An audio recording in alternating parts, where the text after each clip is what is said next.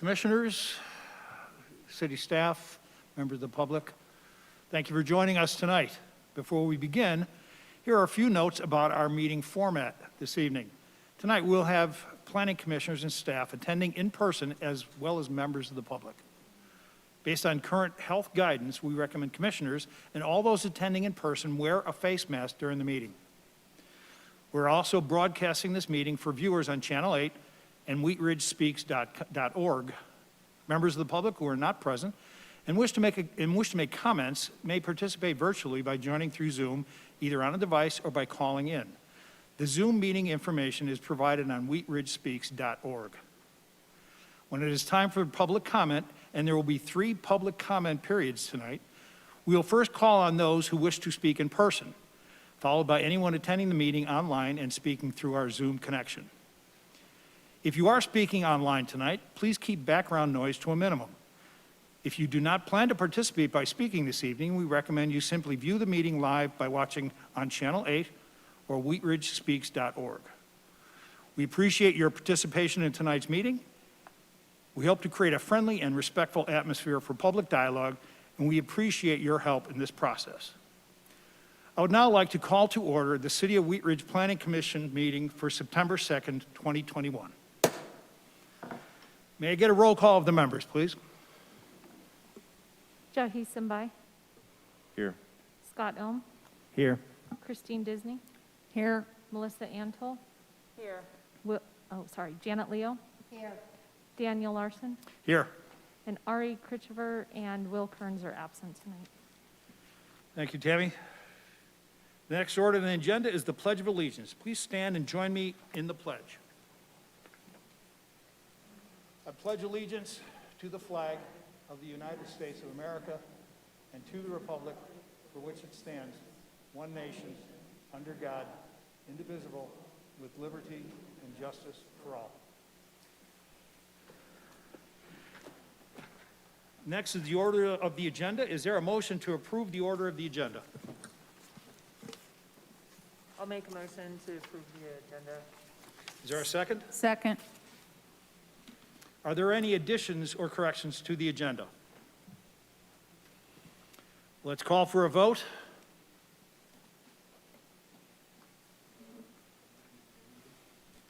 Motion passed 6-0. Our next item is approval of the minutes. There are 2 meeting minutes to approve this evening. Is there a motion to approve the minutes from the meeting on June 17th, 2021? I move that we approve the minutes from June 17th, 2021. Second. Call for a vote. Motion approved 5-2 with 1 abstaining.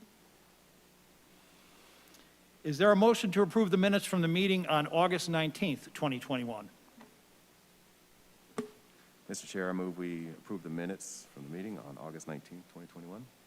Is there a second? Second. Call for a vote. Motion approved 5-0 with 1 abstaining. Thank you. We will now open the general interest public forum segment of our agenda. This is the time for any person to speak on a subject that is not on tonight's agenda. If you plan to speak on one of our 2 public hearing agenda items, please wait until the hearing for that item. All speakers are asked to limit their speeches to 3 minutes. Speakers may not donate their time. If you plan to speak, please give us your name, spell your last name, and share your address. So I'll ask the staff, is there anyone signed up to speak in the general interest forum? Nobody has signed up to speak. Okay. Is there anyone joining us by Zoom who's raised their hand to speak? Just a moment. We have 2 attendees from the public. If you're joining us on Zoom and you'd like to speak about something not on the agenda, please go ahead and raise your hand in the Zoom format. I've not seen any hands raised from these 2. Okay. If there's anyone who would like to speak on a subject not on tonight's agenda, please speak now.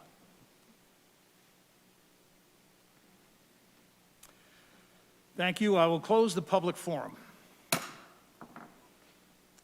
Moving on to new business. Our first public hearing case tonight will be case number WS 2103, a project known as Judy Townhomes. This case is an application filed by Storybuilt for approval of a major subdivision with 26 townhome lots in a mixed-use neighborhood, also known as an MUN zone district. This site is located at 5725 to 5785 West 38th Avenue. I'd like to welcome members of the public to our hearing. It is important that this hearing be conducted in a dignified and civil manner. Our goal is always to create a friendly and respectful atmosphere for public dialogue. We appreciate your help in this process. Please respect the statements made by city staff, the applicant, and my fellow planning commissioners. I ask that you do not clap, yell, boo, make comments from the audience, or otherwise disrupt the proceedings. We start all public hearings with a presentation from staff and the applicant. After their presentations, the commission will ask questions of staff and the applicant, and then we will invite the public for their comments during the citizens forum.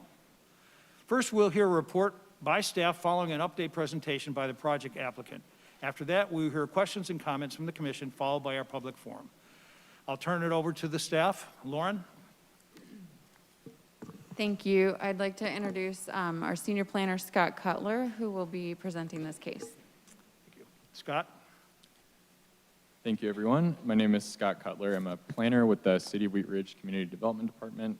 This is case number WS 2103, which is a request for approval of a major subdivision located in the mixed-use zone district at 5725 to 5785 West 38th Avenue. I'd like to enter into the public record the contents of the case file, the subdivision regulations, and this presentation. The properties within the City of Wheat Ridge and all appropriate notification and posting requirements have been met. Therefore, Planning Commission has jurisdiction. Thanks. This is a 2020 aerial view of the property, which is outlined in red, and it's about 1¼ acres. It's located on the north side of 38th Avenue at Eaton Street, and 38th Avenue is primarily commercial in this area, including immediately west of the site, but it also does have some townhomes to the southeast and single-family homes to the east. There are residential uses that are located to the north, primarily single-family homes, and the Incarnation development, which includes a mix of housing types, including townhomes, is located a block northwest of the site, which is accessed via a shared alleyway that includes vehicular access to some properties on Eaton Street, as well as pedestrian walk. The subject site is zoned mixed-use neighborhood, MUN, as are the vast majority of properties along 38th Avenue. MUN allows residential, commercial, and civic uses, or a mix of those uses. Properties to the north along Eaton Street are zoned R1A, which is a single-family zone district. Properties to the northwest, including Incarnation, are zoned R3, which allows for a range of residential uses from single-family to townhomes and small apartments. The subdivision regulations are found in Article 4 of the City's Zoning Code. The plat is a technical document that can reconfigure lots, tracts, or parcel for sale or development. As a reminder, a subdivision plat does not affect the zoning or permitted uses on the property. It enables development that is already permitted by the current zoning. The request tonight is to create 26 lots for townhomes. There will be 4 buildings on the site with 4 to 8 homes per building. The plat is required in order to sell the townhomes separately, and all townhomes are required to comply with the MUN development standards. Staff has found a site plan for the townhomes to be approvable, and the townhomes are already permitted by the underlying zoning for the property. The plat will also dedicate a 6.5 foot of right-of-way along Eaton Street to make room for public improvements along the site, which will include curb, gutter, and sidewalk. The plat also dedicates access, utility, and drainage easements, which are located in a common area tract. This is an excerpt from page 2 of the plat document, which is Exhibit 3 in the staff report. 38th Avenue is to the south, Eaton Street is to the east, and the Incarnation development pathway and alley is on the west. On the next slides, I'll point out some features of the plat. This is a zoomed-in view of the southern portion of the plat, which includes 22 of the 26 lots and both access points. General building locations are shown in bold. The proposed alleys on the site, which are located in Tract B and have access easements over them, are shown in gray. Each lot will have direct access to the alley by way of a garage or a parking area. The alleys also connect both to 30th Avenue and Eaton Street, allowing the fire department 2 points of access. The alleys also contain the majority of the utility easements, including water and sanitation. The portion for land being dedicated for Eaton Street is shown in red on the plat. Common open space areas are shown in green on this slide. The next slide will show open space areas for the northern tip of the site. The areas are located in Tract B, which also includes the alleys and utility easements. Each townhome lot will contain open space areas, either with patios, stoops, or private yards, and those are not shown on this slide. The green areas on this slide are just the common landscaped areas. A 20-foot landscaped buffer is located along the north side of this portion of the site to set the homes back from the existing neighborhood to the north.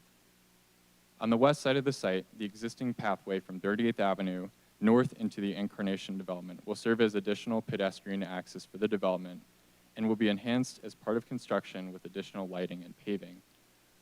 This has been noted that this is also a vehicular access and that will be maintained as part of the project.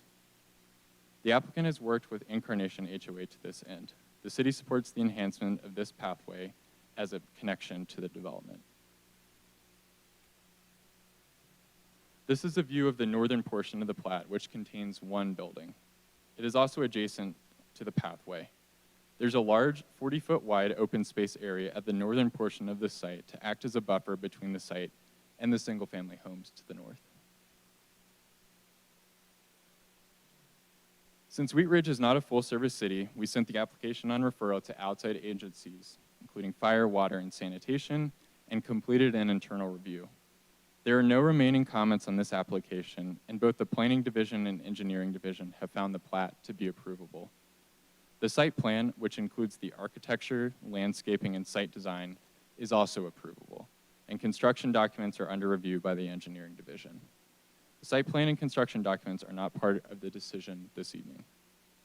Before the hearing, the property was posted for 15 days, letters were sent to property owners within a 600-foot radius, and comments collected on Wheat Ridge Speaks have been received and reviewed by the Planning Commission. Ultimately, staff has concluded that the request meets the subdivision regulations and all agencies can serve the property.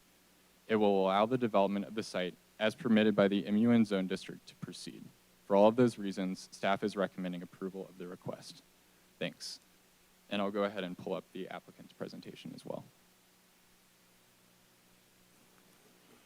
Thank you, Scott.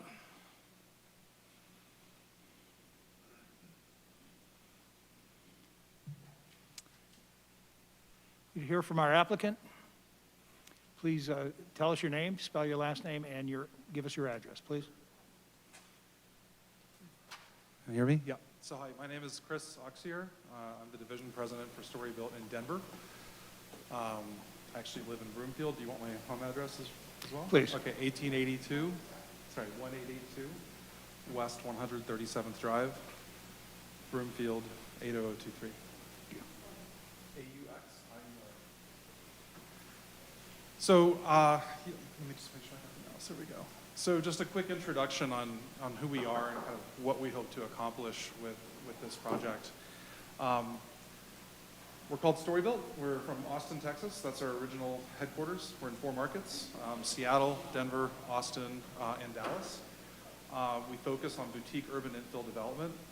We're vertically integrated, architecture, construction, design, sales, everything's in-house.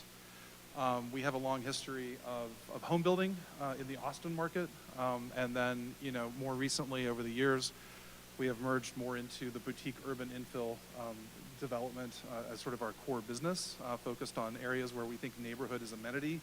People want to live and play and work and be able to walk and have things out their front doors, which is one of the reasons why this site attracted us. So quickly, we were founded in 2009, and again, our focus is really on this boutique urban infill market. We're not competing with tract home builders, and we're trying to do smaller boutique projects that really contribute to and sort of take advantage of and participate in the sort of urban ecosystem, as it were, of mixed use development. This area, really spoke to us because, in part, there's obviously some momentum and growth and interest along the West 38th corridor. People are being priced out of places like now Sunnyside and the Highlands and Berkeley. Obviously, more amenities have been coming in along this whole corridor. And in this particular location, we have a great combination of walkability. There is pizza, there is Italian, there is Mexican, there is yoga, there is the liquor store. There are just, several amenities that can be reached just by walking. You're also, a short bike ride away from the Tennyson Street corridor, which has great retail over there as well. And all of that, and then still, you can get to the pharmacy, King Soopers, Sprouts, et cetera, all within a 1 mile radius. So that made it really attractive to us as a great place to live, and has a good walk score, and so that's what kind of spoke to us. In particular, the corridor, obviously the city had gone through a process back in 2010 to rezone the area, promote mixed-use development. That zoning is what's allowing this type of project to happen. And so we are working within that MUN zoning and hope to do additional projects along this corridor, as time goes on. This is our first, but we do hope to do more. Essentially, as was already discussed, the zoning allows the 21 units to the acre. We are doing exactly that with this project. Just highlighting again the immediate area, just what's right around it. If you can see on the screen, one of the other aspects of this site that we thought was really interesting is a lot of the townhome product that's come in Denver has been, the Denver Metro at least, has been the slot home type of projects, and it's not happening in Wheat Ridge, but that's a lot of the product that's come into the market. We saw with this particular site, we saw an opportunity to provide a slightly different type of product. So we have several units that face 38th. That's more typical urban, right on 38th. We have some lots on the north side of that east portion of the property, which I'll refer to in the plat, which are longer and deeper, which can allow some detached parking, ground floor living, 2-level homes as opposed to 3-story walk-up, sort of style townhomes. And then really, the pedestrian and vehicular access path along the west side, which is owned by Incarnation Homes, and was platted as a pedestrian path as well as having limited vehicular access, is the opportunity to have housing that's actually facing the path and embracing that path and actually improving it and adding some trees, extending the sort of tree corridor that's running up and down that whole area. And we worked with Incarnation Homes to get the appropriate easements and such to be able to improve that. So we thought that really gave us an opportunity to create some sort of cottage-style housing facing an interior pedestrian path, a very unique condition in the urban landscape. We thought that was great. The opportunity to create units that were facing 38th, and then the opportunity to create 2-level detached parking as well. So it's not your standard townhome product that is coming into the market. And you can see that here. And here are with these longer, deeper lots. That's where we would have the opportunity to do 2-story with detached parking and a small outdoor space in between. Here, these are your pretty typical urban townhomes that are right up on 38th. And then with these, you have the opportunity to have, again, that sort of more cottagey type front porch condition opening onto the interior path. Everything's alley loaded, so it's embracing that sort of new urbanist mentality and approach. And then we're also introducing in this green space a pedestrian connection that crosses the property that goes from Eaton all the way over to that platted public path as well. So that's pretty much the overview, and I'm happy to answer any questions you might have.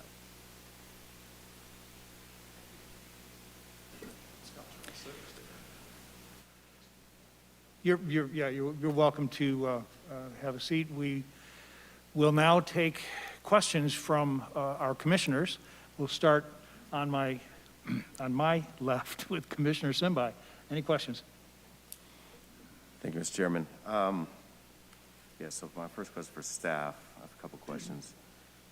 On my page 3 under lot configuration, in the second paragraph, I've been reading this sentence over and over and just trying to understand the last sentence. The site also exceeds the minimum setback requirements on the north side for townhomes adjacent to single-family uses. The first time I read that, it made me think, okay, there's a problem here. Now, exceeds meaning it's less? I'm just confused. Can you expand on that? I can, yes. So on the north side, city code for townhome projects requires a 15-foot buffer between that building and the adjacent residential property. In this case, they're proposing actually a 20-foot setback, so it's a greater setback, which allows that area to become a larger green space. Thank you. The next question I had was about the Parkland Dedication. And the last sentence on that paragraph, credit is given for the 2 single-family homes, so fees are required for the addition of 24 new units. Are 2 homes staying in this? There are currently 2 homes on the property or on the site. Okay, so we're not going too far into the future saying that those homes would be just taken down for this project? They would be, but when there's demolition that's done, you get credit for the number of existing homes that are on the property. So that's why it would be 24 instead of 26. Okay. But okay, so there's currently 2, not 3 homes? There are 2 homes. It's 3 lots, but there's actually 2 homes. Okay, The premise of the Parkland dedication is to acknowledge sort of the net increase of demand on parks, which is why we assess it against the net increase of dwelling units. I got it. Okay. Then my next questions will be for the applicant. I'll stop here. Thank you, Commissioner Simbai. Commissioner Antal. Not at this time, thank you. Okay. And Commissioner Ohm. Thank you. I'll save the developer questions for later, but how many crosswalks are between Harlan Street and Dupe Street along 38th?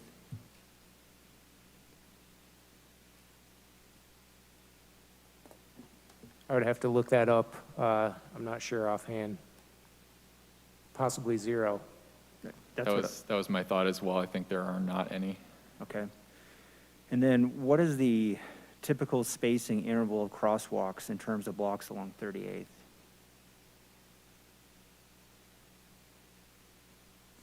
We don't have a standard spacing. Typically, we'll put them at signalized intersections, and then where we've identified areas with heavy crossings, sometimes we'll put in our RFB, which is kind of a mid-block crossing.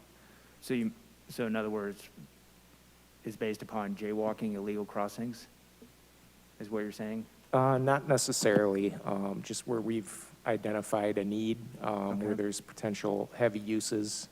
We're looking at one right now over by Reed and 38th, just because we have a lot of pedestrian traffic over there. Since the applicant mentioned and showed graphics about the businesses that are across 38th, along 38th, could a crosswalk be installed at Fenton?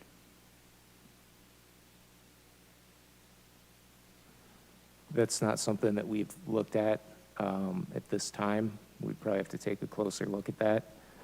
I think this is only a block from Dupe, if I'm not mistaken.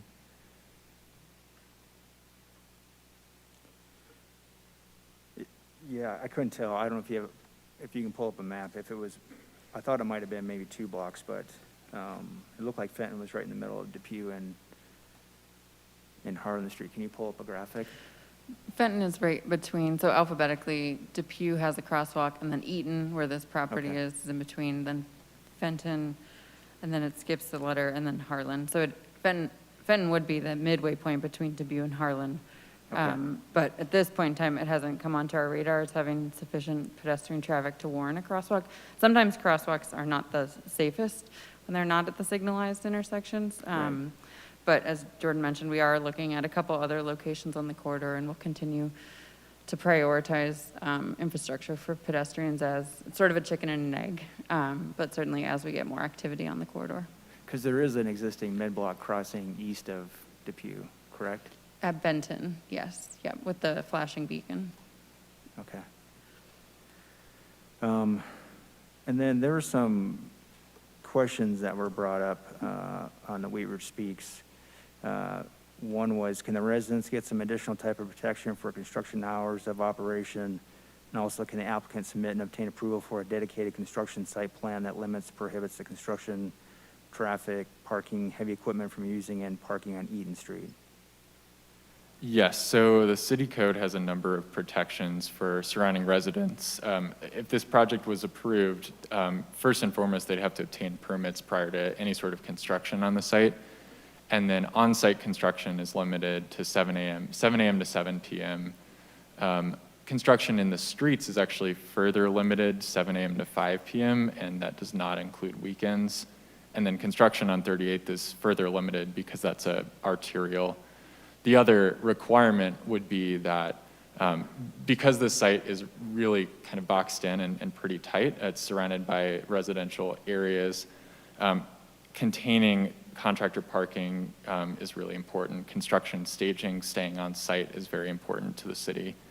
So we'd be scheduling a pre-construction meeting with the applicant prior to them breaking ground in order to establish a construction phasing plan and schedule that would limit impacts on the neighborhood.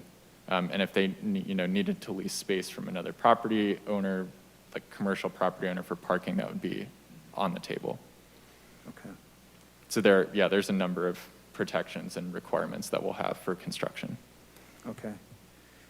It was stated that for units adjacent to public streets, front doors shall be located on the facade. Since this is a mixed use and Eaton is a public street, would lot 18 be required to have a front door facing Eaton? Sorry. It would. The plat that's shown on the screen, the lots are not very clear, but that's the northeast lot. The front door would face the street, Okay. and then the other ones would face north. Is there, with the new right-of-way, is there adequate space for a detached streetscape with street trees along Eaton Street? The streetscape on Eaton, it's partially a detached sidewalk, and then there's a portion, there's an easement, I think it's an Excel transformer, and the sidewalk will actually jog around the transformer and then transition to an attached sidewalk to the north side. That's a local street. That's actually a city standard for the local street. But on the southern portion, it will be detached, at least partially, with street trees. Okay. And on the, on this graphic, the west side where there is the fire turnaround, kind of midway on that far left side. So that's between, you can't see, but it's between lot 4 and lot 5. Would there be some type of pedestrian connection to the existing trail on that west side? Yes, and I believe the applicant mentioned that as well. The pedestrian connection will go along the entire north side. Okay. Through the middle, yeah. And then, since this is a subdivision, will there be an HOA? And if so, are HOA covenants required? Yes, so townhomes would require an HOA. There are commonly owned tracts, which include all of Tract B, which is the alleyways, all of the green space, any shared parking. That would all be managed by the HOA. And we would require review of that maintenance schedule prior to. And that's not something that Planning Commission, that's not, I see that it's not a condition. Is that something that's approved administratively? Yes, so we just review the HOA covenants to ensure that they're taking into account the common maintenance, but then the city does not manage HOAs. It's simply reviewing that they're making the effort to set it up, but all of those common tracts will have to be owned by the common entity. Okay. And then for this subdivision application, was there a traffic study or trip generation study required? I believe we did get a trip generation letter, but it didn't warrant any further investigation or any further studies. Okay, thank you. No further questions. Thank you, Commissioner O. Commissioner Disney? I have a question for staff.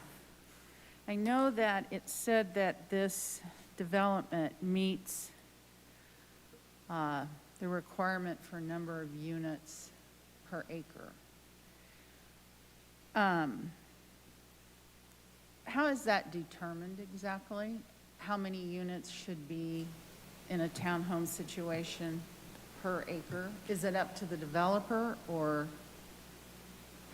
It would be determined, well, this site is bound by the city charter, which limits developments to 21 units per acre or fewer.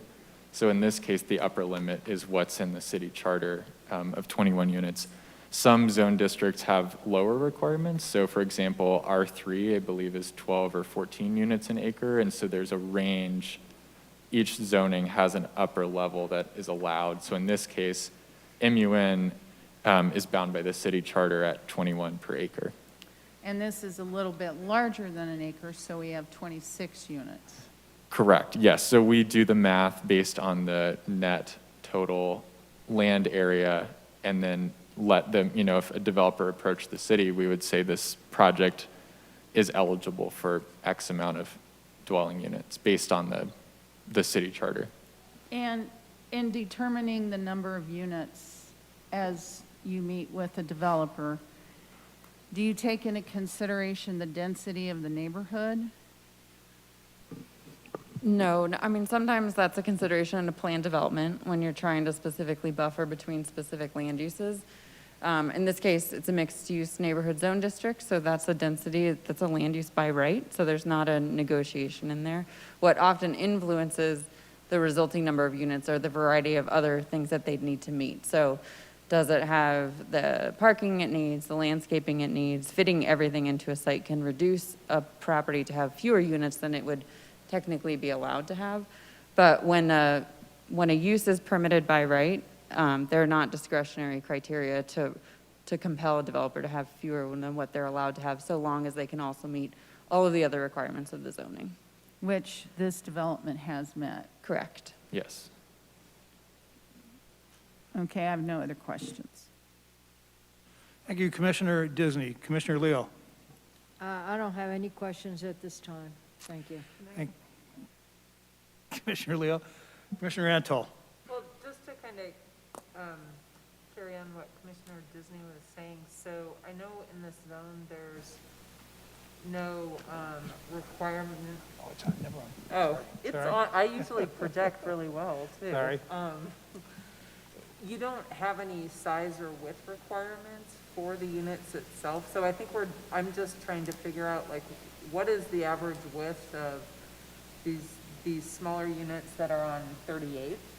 You know, because is it just kind of conceptually, you're limited to 21 units, but since there's no minimum or maximum requirements for the size of the housing, you could theoretically fit more units? As long as because there's not other like side and backyard requirements as well. Just help me understand that. I should have looked up the MUN zone in more detail.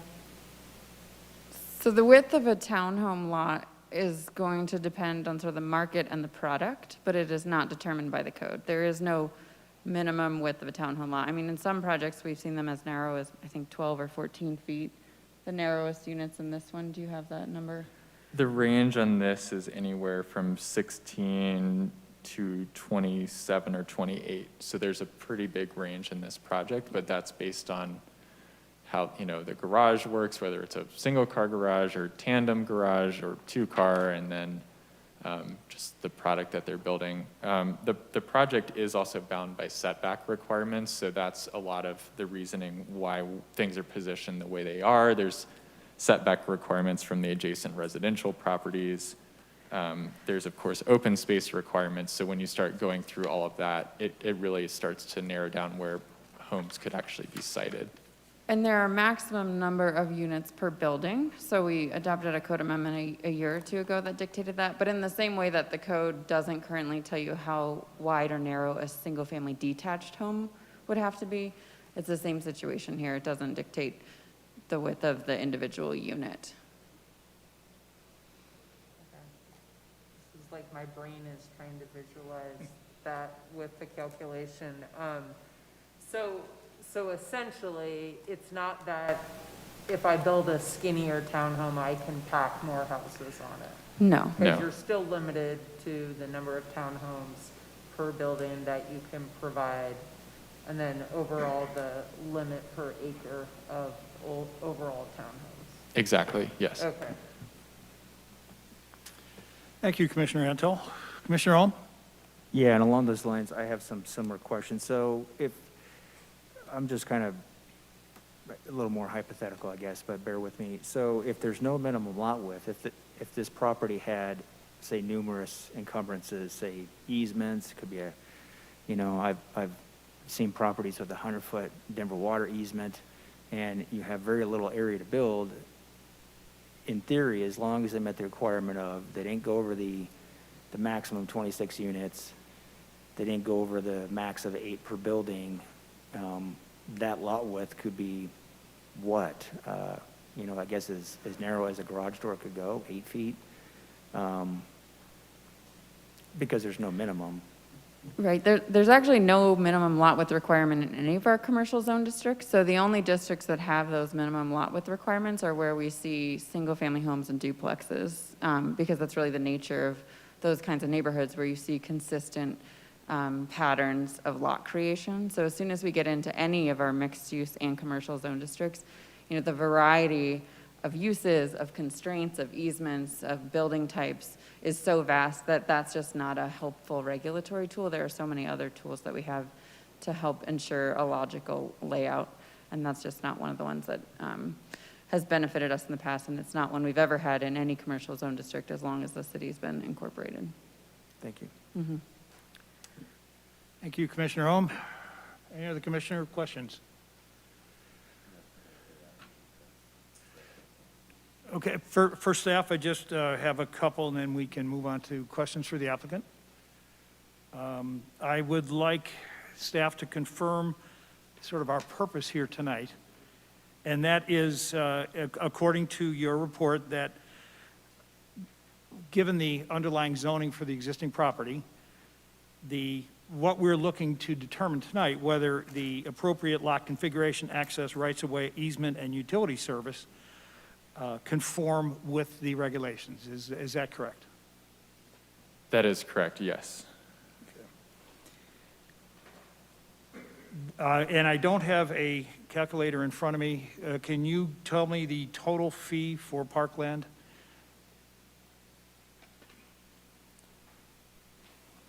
It was in the staff report. Let me find that page. We're gonna-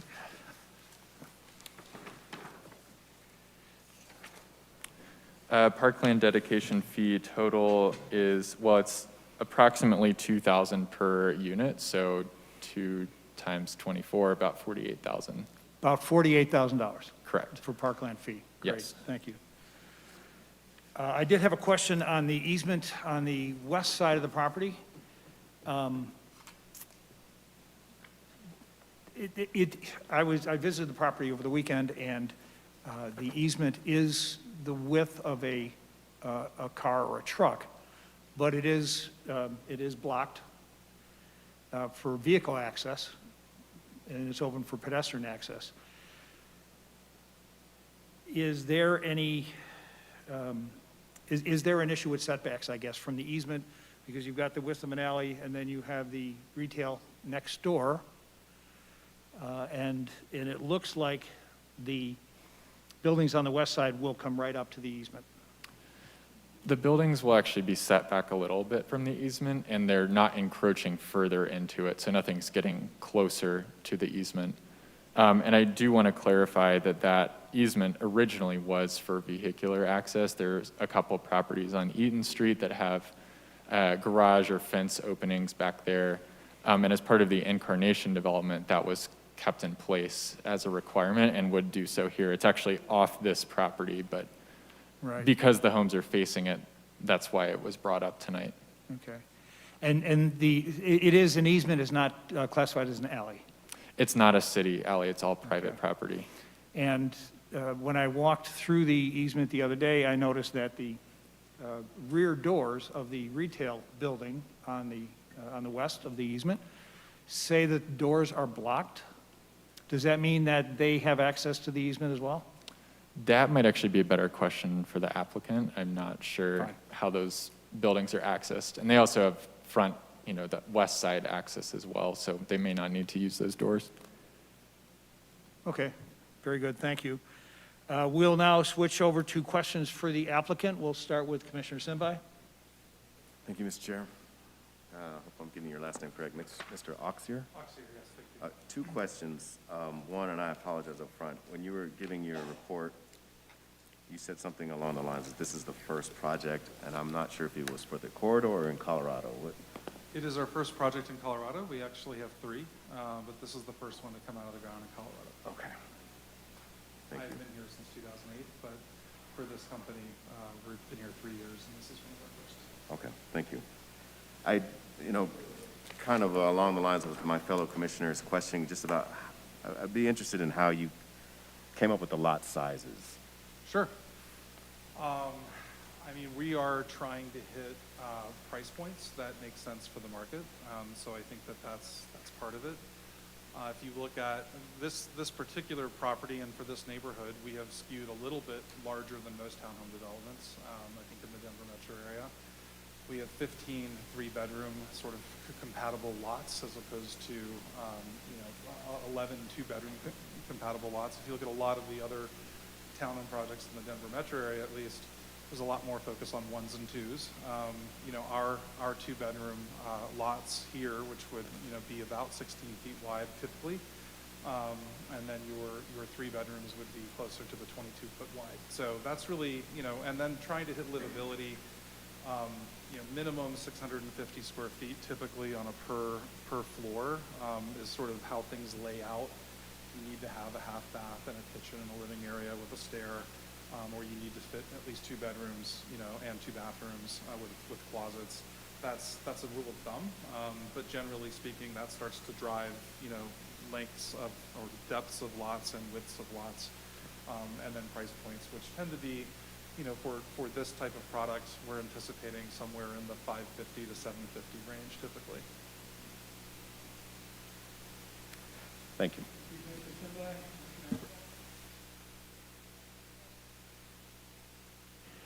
Commissioner Ohm. Commissioner Disney, questions for the applicant? I was watching the online presentation that somebody from your company did, and one of the comments they made was they felt like this development kind of jived, not your exact word, with the Incarnation development. And I walked the property, both Incarnation, and walked around the neighborhood and observed, and it seems to me that these townhomes are actually smaller than the Incarnation development. Those appeared to have 5 units per section. You're much denser. How do you see that you're similar? I'm not, Jay actually prepared that presentation. He works with me. Really, I think we looked at 2 of the projects that had come before us in the immediate area. One is the Thrive project that's directly across the street to the southeast. The other is the Incarnation Home project, which is directly northwest of us, both within a block either direction. And those came in around 2000, I think were permitted 2012, 2013 timeframe. Thrive is more in the same zoning, I believe, and probably more consistent. And then Incarnation Homes is in the R3 zoning, which would have been a lower density, I think, as planning staff discussed. So we are looking, we focus on urban product. I think at that time in 2012, 2013, the market was slightly different. I think the demand for this product was probably a little bit less than it is today. Again, as we see momentum and pressure pushing westward along the West 38th corridor for young folks who are, and you know, a variety of buyers, but who are looking for this sort of more urban product where neighborhood is amenity. What we do think is, I mean, the similarities that I would make are, you know, the access to the path, the general location. You know, we've met several times with the Incarnation Homes HOA, and you know, they talk about riding their bikes over to Tennyson for happy hour and brunch and things like that. And I think we're in that same sort of trying to take advantage of those same opportunities. No more questions. Thank you, Commissioner Disney. Commissioner Leo. No, I don't have any questions, thank you. Thank you.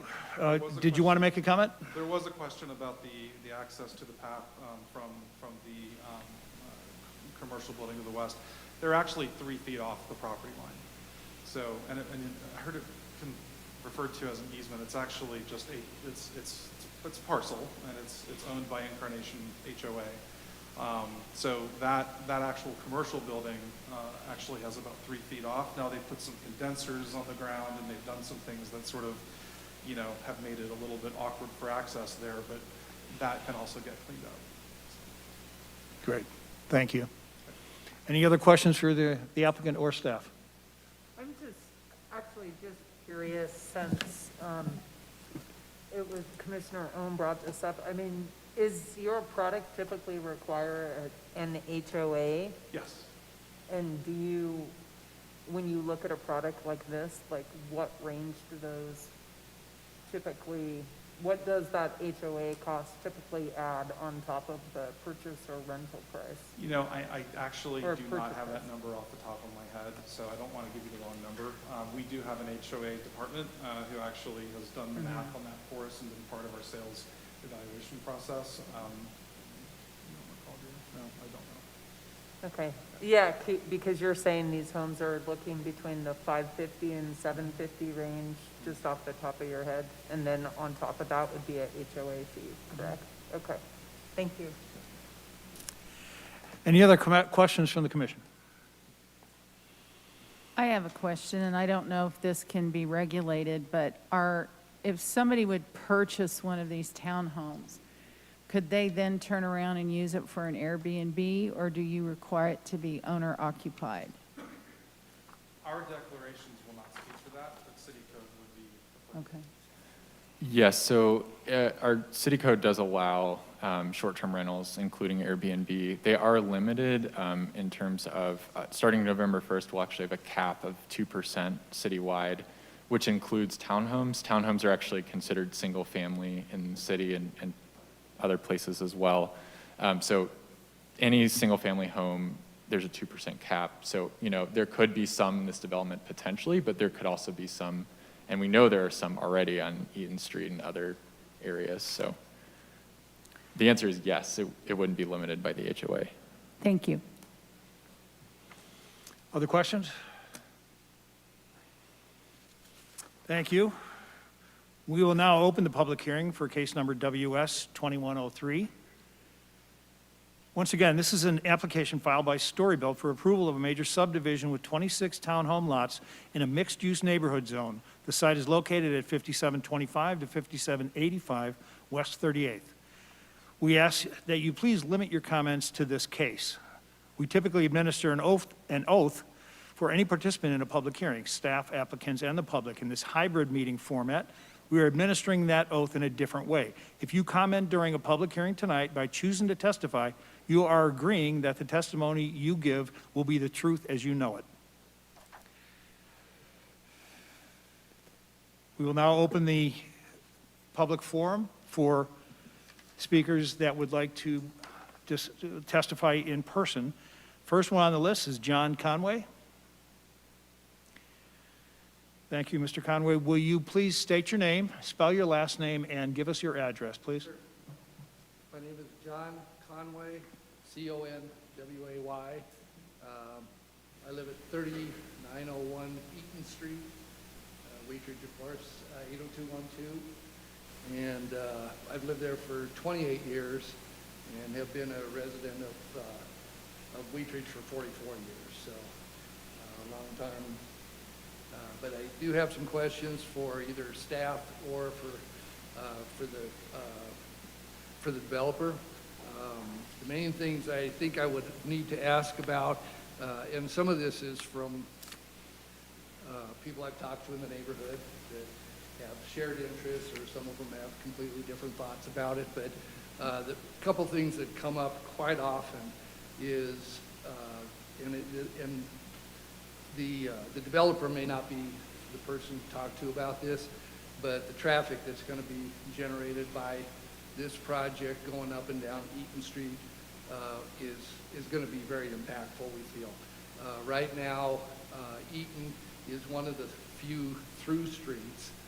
Eaton, Dupe, Harlan, of course, on the west, Sheridan. So those are the ones that go through. So a lot of traffic funnels onto that. So we're just wondering whether there's any responsibility of the applicant to take care of street repair, street maintenance or improvements, I guess would be the better word. So don't know if that's appropriate to ask at this point, but I'll ask it.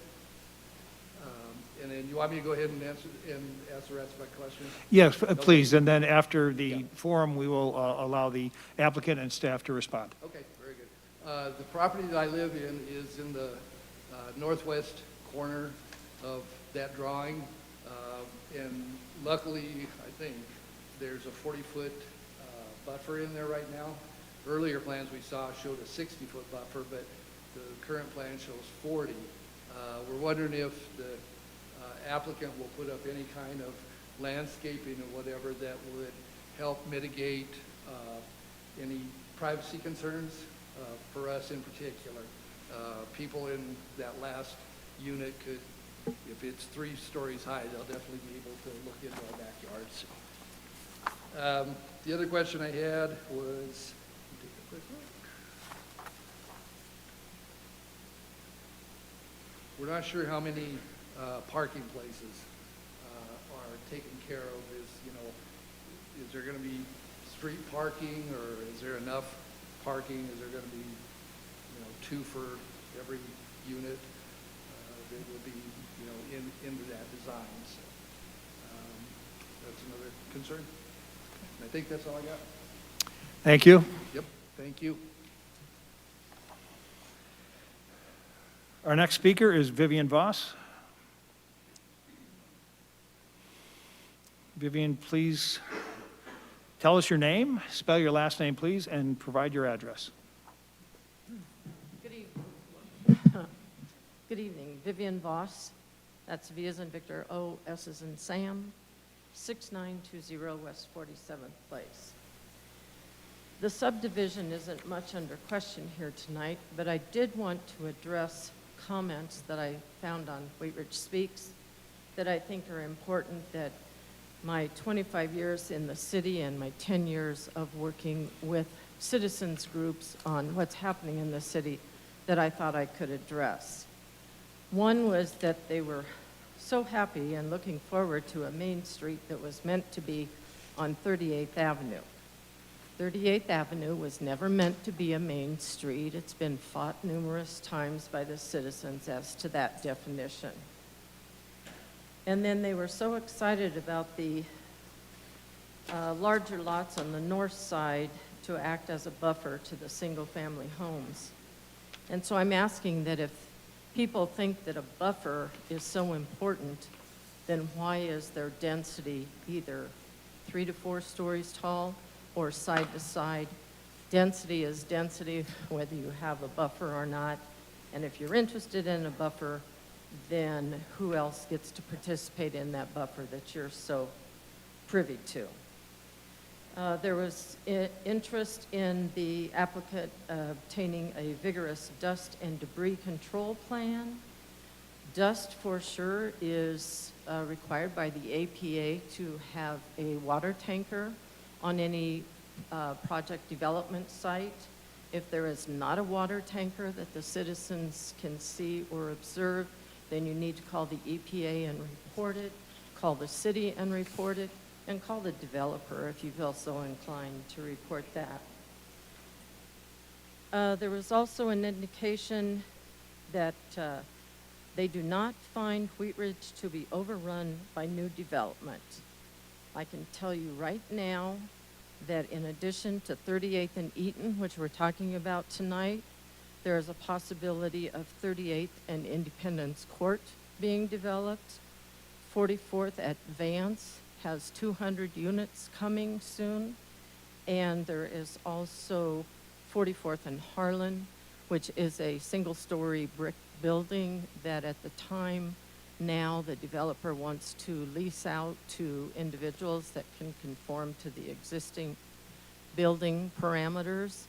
But there's also the possibility that that could be bought out, knocked down, scraped, and then we're looking at future development requests. 4, right in the same general area, and there is development going on in the city. Thank you very much. Thank you, Ms. Voss.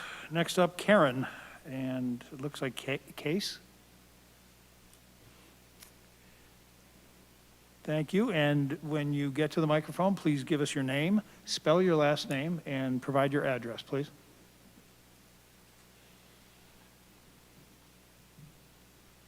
My name is Karen, middle initial K, Case, C as in cat, A-S-E. I own the property at 3871 Eaton Street. I lived there for 40 years. When it came time to downsize, I now live in a smaller place. Do you want my current address as well? Yes. Okay, 6324 DeFrame Way, Arvada, 80004. Eaton Street will still always be home to me, I think, because I lived there so long. And it was an oasis in the city because it was a neighborhood. They're wonderful homes that have been kept up. People are happy there. They're very unhappy at the extreme density of this project. I realize that there's good money to be made from all of this, and that's why, and we need certain things. My property is just to the north of this development. Of course, for me personally and for the people just to the north of me, this is making a tremendous loss in our property values. So of course we're concerned about that. We are also very concerned about how the mitigation is going to take place between like my home, which is to the north, is what kind of a fence or what is going to be there. On the west, back behind, again, how are they going to keep that so we have some privacy? Are there balconies that are going to be looking down on our property? I can't tell that from this. Maybe it shows and I don't understand it. But the idea of privacy, which was already brought up, is a major factor for all of us because we don't want, I now rent the house. My renters don't want 4 different patios looking down on them, and I don't know whether those are going to be on the second floor or not. Traffic also is already a mess. Is the city going to put in speed bumps, something of that sort? I don't know. Are they going to put up no parking signs along Eaton Street? Because if the parking probably will be very slim in a place like this, which means they're going to start parking along Eaton Street on our grass. And, or, whatever we have along there. Maybe there's, some people have rocks, something like that. Will the city be putting up no parking signs? Can we put up no parking signs? Are those things possible? Our biggest concern, I think, in the neighborhood is that we feel this is a very extreme development for how many things are put there. We, of course, had hoped that there would be things like the Dupe estates, where they came in, developed that, private homes and things. Apparently, that's never going to happen. But we do feel that this is extreme in how many units are being allowed.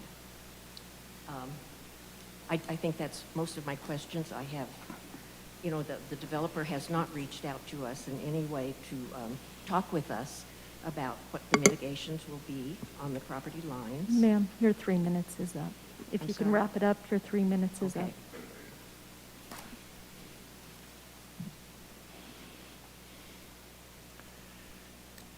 Thank you, Ms. Case. Next up is Ross Carpenter.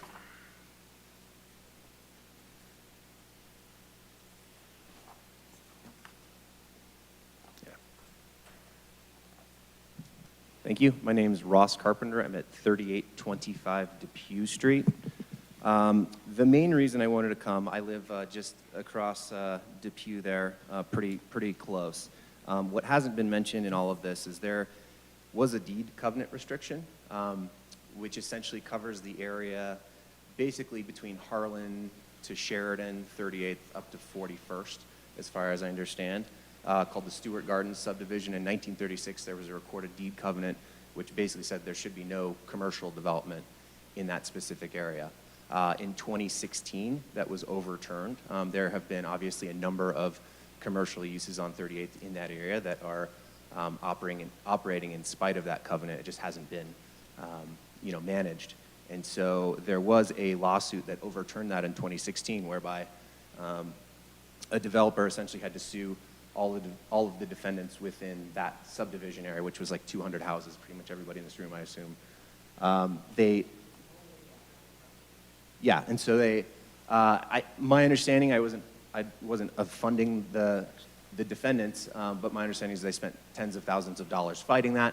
Ultimately, through the course of the legal process, that was lost and that process went away. The developer won, and subsequently, I think there's been 3 or 4 that have occurred and been overturned, I think Storybuilt being the 5th, so as to allow commercial development and higher density development here. So I think you, Scott, were on staff when there was a lot of the discussion about ADU years and years ago.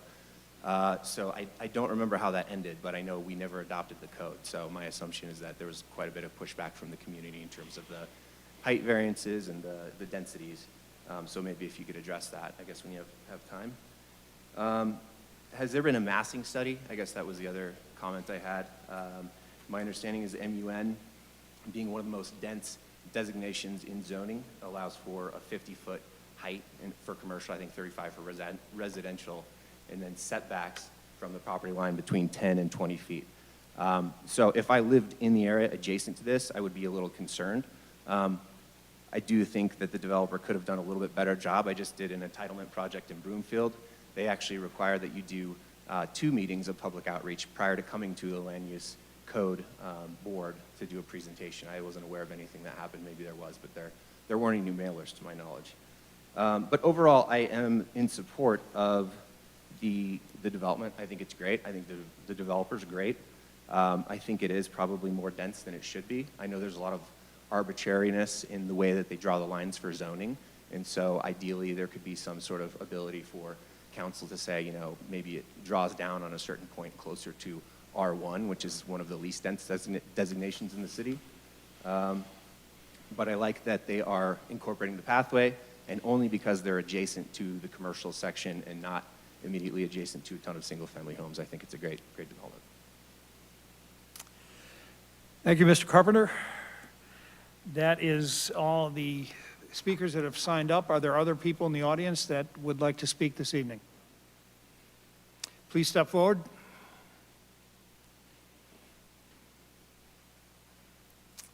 Thank you. Would you, when you get to the podium, please give us your name, spell your last name, and provide your address, please?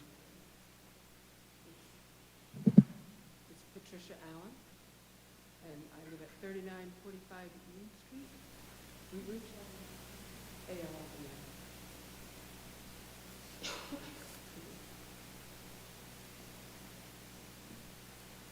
And I've been in the house for about 20 years now. And I know several other people in the room, they're my neighbors. And as this gentleman in the back said, we did sue to try to keep out just this kind of development. And what happened was we lost, we went to appeal, and what they told us was they had really deep pockets. And we didn't have enough money to sue. They were going to make us pay their attorney costs, and we were going to go broke and lose our home. So we were literally threatened by the attorneys, not these guys' attorneys, but by the attorneys from the title company, who are the people who screwed things up in the first place. So anyway, we lost, it's a done deal. You know, I agree with this gentleman that it probably is just a perfectly acceptable thing to do there, but we aren't consulted. As you know, Jay, is it? Jay asked me a year ago and neglected to respond. He did respond to my most recent request, my most recent slightly snarky email to him, and then Scott Clark also responded to that. So I appreciate that, and I want to be a good neighbor to whatever you're going to do there. But like everybody else in this room, there's some concern. How tall is that kind of building going to be? The picture you showed, those are really tall buildings. So people that live really close are going to have issues. Is it going to cause the same problem that the townhomes on the other side of the street cause on Dupe and 38th? So every year now when it snows, that snow stays forever. And the street is always slick there. So are we going to have the same problem now on our side of the street? What about traffic? You know, we need to address, traffic is going to be a big issue. People speed down that street all the time now. You know, and it's a good thorough, you know, it's a good street to zip down through. We tried years ago to get speed bumps. When my daughters were little, we were shooting for speed bumps. Maybe we should be taking another look at that. You know, my kids are grown, but we now have a lot of new families moving into the neighborhood. We've got several little ones that are going to be out there riding their bikes. We don't really need that kind of speed. So maybe we need to look at speed bumps, or we need to look at some kind of mitigation to keep people going to 38th and not coming down our street. It feels like there's a lot of unanswered questions here. So hopefully you guys will be able to answer some of those questions. I'm sure more will come up as this project moves along.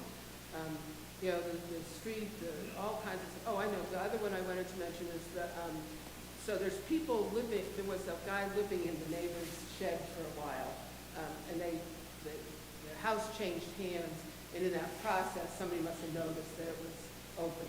And so there's easy access through that alley, and so somebody was living in the shed, and I think since taking care of the problem, but that happened.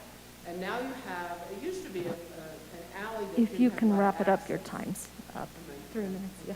So anyway, the alley's a problem already, so I think we need to have more discussion on that as well. Thank you. Thank you, Ms. Alden. Are there any other people in the audience tonight that would like to speak? Please come forward. When you get to the podium, please give us your name, spell your last name, and provide your address, please. Hello, my name is Jill Falwell. I have a business at 5885 West 38th Avenue, and I also live there as well. So, can you spell your last name, please? Falwell, like Frank? O-L-W-E-L-L. So I live and work very, very close to where this is going on. Generally speaking, I am in favor. Like most projects of this nature, I have questions about parking. So I know that developers do tend to do the minimum parking. I ask every developer that I ever meet to please consider going above and beyond. And I'm also in favor of the speed bump on Eaton. I think it really does make a difference. That's it. Thank you. Are there any other people in the audience that would like to speak tonight? And we will now go over to the people online on the Zoom call. Are there any people looking to speak from Zoom? Yeah, we do have a couple. Peter, I saw your hand up first, and I'll give you the chance to speak. If you've got a comment, you're welcome to unmute yourself. Yes, apologies. I joined late and I actually wanted to talk in the next one. So Okay. sorry to derail you. Thank you. Yes. The next hand that I see raised is Susan. Should be able to unmute yourself now, Susan. Would you mind giving your name, your full name and your address? Wonderful. Thank you very much for allowing me this opportunity. My name is Susan Hartley, Hartley. I live at 4015 Eaton Street. So this is a great forum, and I do appreciate the opportunity to make some comments. It sounds like it's not a good forum for question and answers, so I'll save those for the city council meeting and share a lot more information there. First off, I'd like to share that we did actually meet with this developer at my home. We had a neighborhood meeting before they bought the property. At that point, they presented to us that they were looking to build 12 units, and they assured us they would not have any entrance or exit onto Eaton Street. At that point, we were still very upset about the density. Now, obviously, that density has increased to 26, and they have designed an exit onto Eaton Street. So this is incredibly concerning for all of us. We are a single family neighborhood, and traffic is already too much.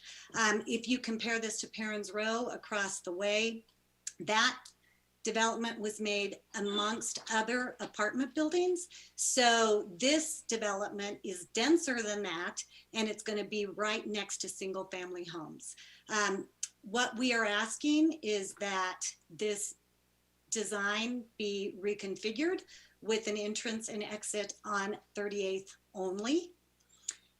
Really for the safety of our children, within the next 9 months, we will have over 10 children under the age of 5 on Eaton Street. There is a ton of foot traffic on Eaton Street, many cars, and the street is narrow. We have no sidewalks or gutters.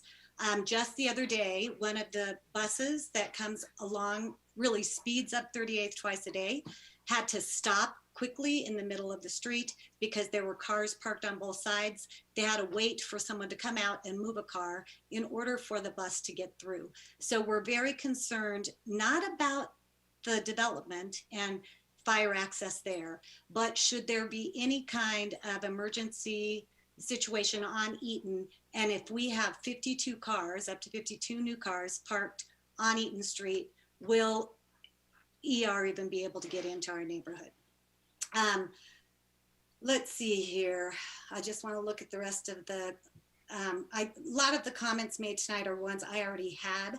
I think I'd also like to share that this is one of 5 lawsuits we did lose. The Eaton Street property, the yellow house in question, the judge agreed that our covenants and restrictions were valid, but they only overturned it because the title company did not notify the developer. So our restrictions actually outweighed the zoning, but that judge for that property only turned it over. Honestly, we spent over $60,000 as a neighborhood. We couldn't keep fighting developers, and 26 units is just way too much. Let's see. Ma'am, I'm sorry, your 3 minutes is up. All right, I will send the rest of my comments in. Great, thank you, Ms. Hardy. Is there anyone else online that would like to speak this evening? I have another hand raised for Jared. Jared, you can go ahead and unmute yourself and state your name and address. Hi, can you guys hear me? Yes. I'm on my husband's phone, but my name is Kayla Morangian. My last name's M like Mike, A-R-A-N like November, J-I-A-N like November. I own and live at 3880 Eaton Street, so just across the street in Kitty Quarter from this development. So overall, we're in favor of this development, but it does, like a lot of folks have said, it feels really dense to us. Our questions are, our understanding is that this mixed-use zoning is really intended for 38th, the larger street. This L-shaped lot and other similar lots that join a lot of houses past 38th feel to us a little bit outside the intent of that zoning. So we were just curious about how far from 38th does this zoning go, and if that's something you guys consider. We're also curious about the decision to have this be all housing and no businesses. We echo the parking questions that have already been asked a fair number of times. And then we know that there's this sidewalk fund. We paid into it when we did a renovation on our home. We're curious about why there's only going to be sidewalk and gutters built in front of this development, and we'd like to know if there's any other plans to improve the overall street curbs and gutters. Those are all our questions. Thank you so much for the forum. I wouldn't mind. We don't have anybody else joining us on the Zoom tonight.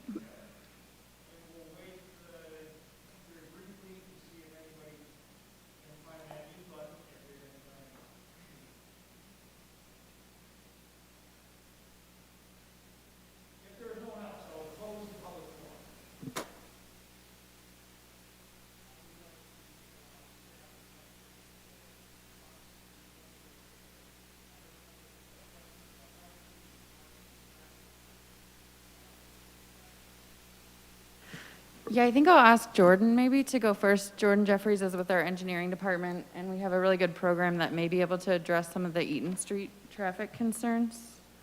Sure. So I can talk about traffic a little bit. For those of you on Eaton Street who are concerned about the increase in traffic, we do have a neighborhood traffic management program at the city. I would encourage you to go to our website and look into that. All installation of speed bumps or traffic calming devices in the city are resident driven. So we don't typically do those installs. We let the residents come to us with their concerns, and we'll do a traffic study based on that, a volume and speed study, and then we can work with you to put in speed bumps. So just go to our website. It's called the Neighborhood Traffic Management Program. And that should help you. Hopefully that will alleviate some of your concerns along Eaton. But this development, it's on an arterial street, so it meets our requirements. A lot of traffic will likely use 38th, which is good, which will hopefully keep the traffic on Eaton down a little bit. I did hear somebody mention if we could have the developer do street maintenance. We typically don't do that. This is a public street. The developer will be making some improvements along their frontage, widening the street slightly to accommodate some parking there on the west side of Eaton. Let's see. For sidewalks, unfortunately, we have this condition throughout the city where we're kind of a old rural farming city, so there's a lot of spots where we have missing sidewalks, and we just don't have the funding to put sidewalks everywhere that residents would like them. So unfortunately, I don't think we'll be able to do a lot of improvements along the rest of Eaton Street, but we do, when a development comes in, we do make them improve their frontage and get it up to current city standard. So there will at least be sidewalk along the frontage there on Eaton. And I think that's all I caught as far as traffic concerns. Thank you, Jordan. A couple other clarifications, just for the record. The lawsuits that were discussed, the city was not a part of those, so we aren't able to sort of add any clarification to that. I'm aware that it had happened over the last few years. A good variety of questions and very reasonable inquiries about the specific site design, heights, setbacks, balconies. The site plans are all public documents. We're happy to share those, so we'd encourage anybody that's present to get in touch with us. You can email our sort of standard zoning at ci.wheatridge email. There's all of our contact information for our full staff is on our website, or to come by our office hours or any weekday from 9 to 4. We can make those available to anybody to look at the elevations, the site plan, the landscape plans.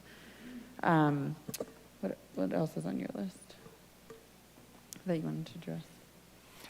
Lauren, just to clarify that first point you made, as far as you know, there are no active or open legal issues regarding this property. Right. So the city does not enforce covenants, which is what the issue was in the lawsuit, was a private covenant. So the city was not a part of it, and we don't have any details on that. Great. I just wanted to Thank you. note that. Scott? I think everything might have been covered. Parking is also part of the site plan analysis. So as part of city code, the developer is required to provide parking for every residence. And there's also some guest parking on site. And then Jordan mentioned the portion of Eaton Street along the development will also have on-street parking as well. So if there are questions about that, that would be on the site plan. But to let everyone know, all of the architecture, all of the building bulk, landscaping, everything is meeting city requirements. So there's no special waivers or anything happening there. They're all in compliance with city code. And that includes the 35-foot height limit for this property and pretty much citywide. And the last thing I want to address was a good question about the zoning. So just a reminder, zoning is what dictates what's allowed on a property, what you can do with it, and what it can look like. The zoning is what allows this density, not the subdivision. The question about sort of the depth of the mixed-use zoning is a good one, and something that I know the city struggled with at the time. The 38th Avenue was rezoned as a legislative zoning, which means a city-initiated zoning. Our guiding documents, community created and council adopted, call for 38th to be a mix of uses, residential and commercial. That doesn't mean that you have to have both commercial and residential uses on a single property, which is why only residential is allowed here. But when the mixed-use zoning was created on 38th Avenue, it followed the boundary of the urban renewal area at the time. And many of you will be familiar with the fact that there's not consistent parcel sizes, widths, or depths. We were talking a lot about width earlier. And so there are some pockets of 38th where the zoning extends slightly further north. I believe this is probably one of the deeper ones, but that is the reason for why the zoning is what it is, because it followed the urban renewal boundary when council rezoned 38th Avenue. I believe it was in maybe 2012, so a number of years ago. Thank you, Lauren. The applicant would like to respond to a few of those questions. Yes, thank you. So just a couple of things are that in terms of privacy, we do anticipate, and this is part of the site plan, but we do anticipate having fencing along those north, opaque fencing along those north and east edges where we are bordering single-family housing. We also do have, a buffer of at least 20 feet on the north side, and then additionally, wherever buildings are, facing single-family, there's an additional step back required by the zoning code that forces those buildings to then come up and then come back, I think at the third floor, if I recall correctly, as well. So there is a progressive step back as well as more generous than required buffers in the site plan. Additionally, we are 27 feet away from the property where the drive aisle is and 40 feet away from the neighboring property on the north edge. So we have tried to include some buffers there, just that was part of our intent. Along the Eaton, we are dedicating 6.5, I believe it's 6.5 feet to the city in order to, and then we will be, performing improvements to put in a sidewalk, to add street parking, to put in some tree lawn area as well, and improve that corner. So in terms of the pedestrian access along Eaton, at least along our property, it's probably the first improvements along there. The road is currently fairly narrow. I think the city standard is an extra 12.5 feet or 13 feet wider than it currently is, which is why we are dedicating 6.5 and then improving along there. So we're sort of the beginning of those improvements. The last thing I would just say is to the one comment that was talking about a neighborhood meeting and 12 units, that may not have been us. I don't think it was us. The property that is to the west was for sale by one seller, and the property on the east, 5725, was for sale by a different seller. I do know that 5785 supported 12 units, and that was being sold and marketed simultaneously, so there may have been other sellers, or other buyers rather, with interest in that property who met with property owners.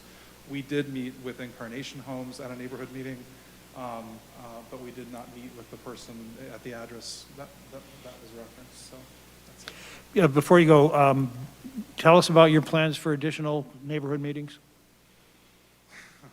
Well, I think we do, pending the site plan process, I think we do anticipate having some additional neighborhood outreach and understanding some of these concerns and being able to hopefully speak to them and work together to help address them. Great. Thank you. Mr. Chair, there's a few more questions for staff. Okay. Would you like to go over those? Yes. Commissioner Ohm? Yes, thank you. One of those was, Does the city maintain Eaton Street? Yes. And then, did the staff determine that a second access was needed for this project, and was it determined that it would be on Eaton Street versus 2 accesses off of 38th? Part of access is dictated also by the fire department, and there's requirements for utilities in alleyways that lead to the units. So I think this kind of was landed upon as the most logical connection. I think Jordan mentioned, the anticipated most traffic will enter and exit off of 38th. This has kind of turned out to be the logical design from a traffic and fire and utility layout standpoint. And what is the minimum distance from Eaton to a driveway for a project like this? I believe it's 25 feet. And I'm not talking about like, my house drive. I'm talking about the entrance to that private street, that minimum distance. From a driveway on 38th? From Eaton going west, what is that? There's probably like a minimum distance. Typically 50 feet on local streets. 50 feet, but 38th is a minor arterial, right? Yeah, I mean, are you talking about the second entrance off 38th? That distance between that and Eaton Street? Yeah, to get to the map, like, was it even possible to have 2 accesses off of 38th and still meet the criteria of the minimum horizontal separation between Eaton and that first drive, and then I guess the next drive? Gotcha. Yeah, I mean, that isn't something that we really looked at. They didn't submit a site plan like that. I think that would make it difficult to lay this site out if you were to put in like a horseshoe drive or something. I would have to look at it, but it may be doable, but I think that would really, make the site difficult to make it work. And the fire code has separations for the 2 emergency access point that often would likely preclude that U-shaped design as well.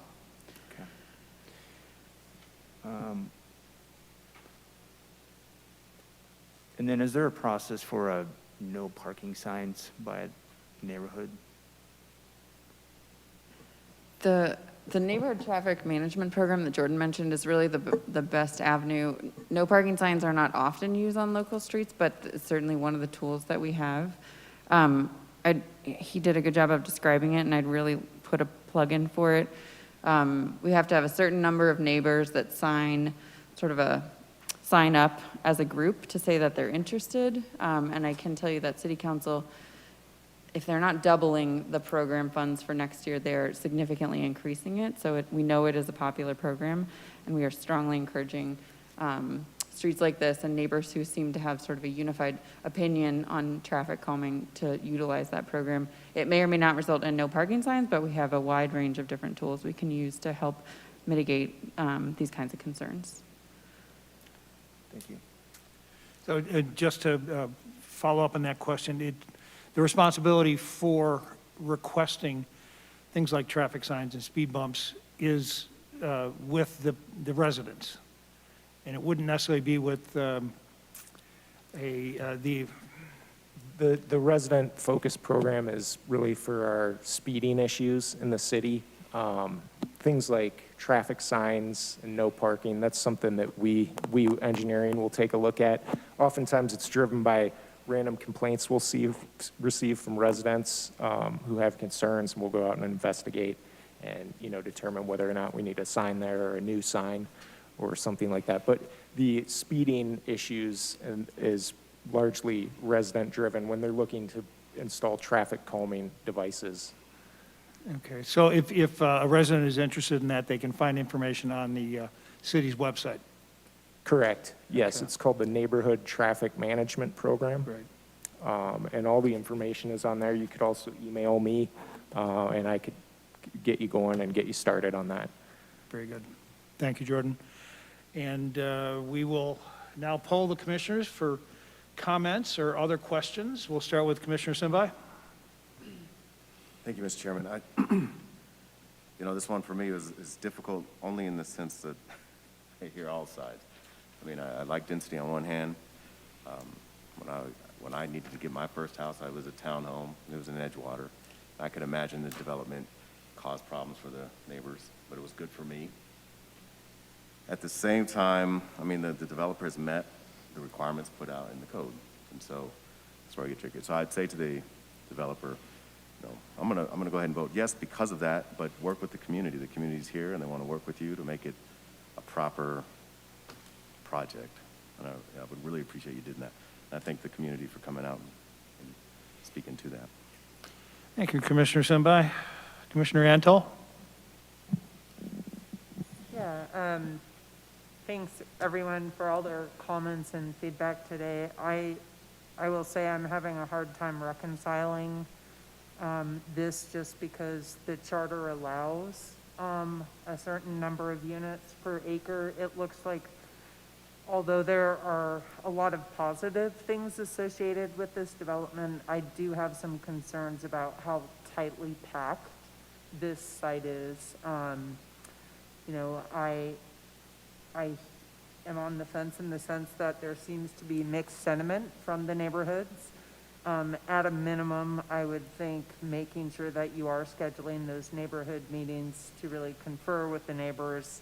And if they go through the petition process to actually ensure there's support for traffic calming, should this get approved, that would be a gesture of goodwill, is for the developer to help provide those enhancements, whether it's traffic circles or any sort of speed humps or something, as a gesture of goodwill, as well as making sure that considering there is a lot of, there is kind of minimal open space or landscaping on site, making sure that there is adequate screening and landscaping on that northwest corner. I think we all are very concerned about development happening in zones like this because many of us still travel around parts of northwest Denver, and we've seen how that has gone wrong, and we've seen townhome products that basically tower over single-family residential homes. But I also recognize, as Commissioner Simbai said, that we need to be open to different types of housing options for our community, because we simply don't have the space to provide single-family homes with big backyards for everyone. So just wanted to share that insight I'm struggling with right now. Thank you, Commissioner Antal. Commissioner Ohm? Thank you. I appreciate everybody's comments, and looking at this project, I was here when the city decided to make the majority of that 38th a mixed-use neighborhood. And so that zoning has been around since, I think you mentioned maybe 2013, a long time. The project really doesn't have that many encumbrances, so it's looking at this, the lots are really spread out throughout the entire site. The one question I did have for staff is sometimes I see during presentations this is kind of what we're doing and this is what it could be. And my question is of the other, and I know this is mixed-use neighborhood and we're not changing the zoning, but the charter restricts it to 35-foot height residential. Any single-family home has the right to be a 35-foot height. What is of all the, just off the top of your head, R1, R2, R3, the mixed-use neighborhood, of those zones, which one of those zones could be the closest to that property line as far as setback? It probably similar to, the height is the same in all residential zone districts. All residential properties could go up to 35 feet. In terms of setback, when we get into our multifamily districts, so R2A and R3, the setback is determined in a similar way where it's dictated by the height. So the taller the building, the the wider the setback, typically 5 feet per story. In the mixed-use districts, in addition to that, we added what's called a residential transition requirement. So even with the 2-story buildings, we require a 15-foot setback. So this is actually more restrictive, requires a bigger setback, because we recognized that the mixed-use district is often going to abut lower-density neighborhoods. So to answer your question, it's most similar to our multifamily residential zone districts in terms of setback, but actually more onerous on the north end because of requirements that are baked into the mixed-use code in recognition of the transition that has to occur into the neighborhood. So I guess my question was like, could an R2 be closer than the setback than what this is right now? Yes, yeah. 5 and 10 feet are a typical setback in an R2 neighborhood. Okay. And could still have the 35-foot tall. And you'd still have a 35-foot tall? Yes. And this one is obviously 20 feet. So when I'm looking at this, I want to look at all the information. I've asked a lot of questions, which I always do, and I really appreciate staff, answering all these questions and my fellow commissioners asking the questions. The developer has met from what I can see, has met their legal obligations per the code. And I would ask that the developer, keep, working with the neighborhood. I do hope that there is some more conversation with having a possible mid-block crosswalk there. It sounds like there's definitely some consensus with the surrounding residents that would be a plus.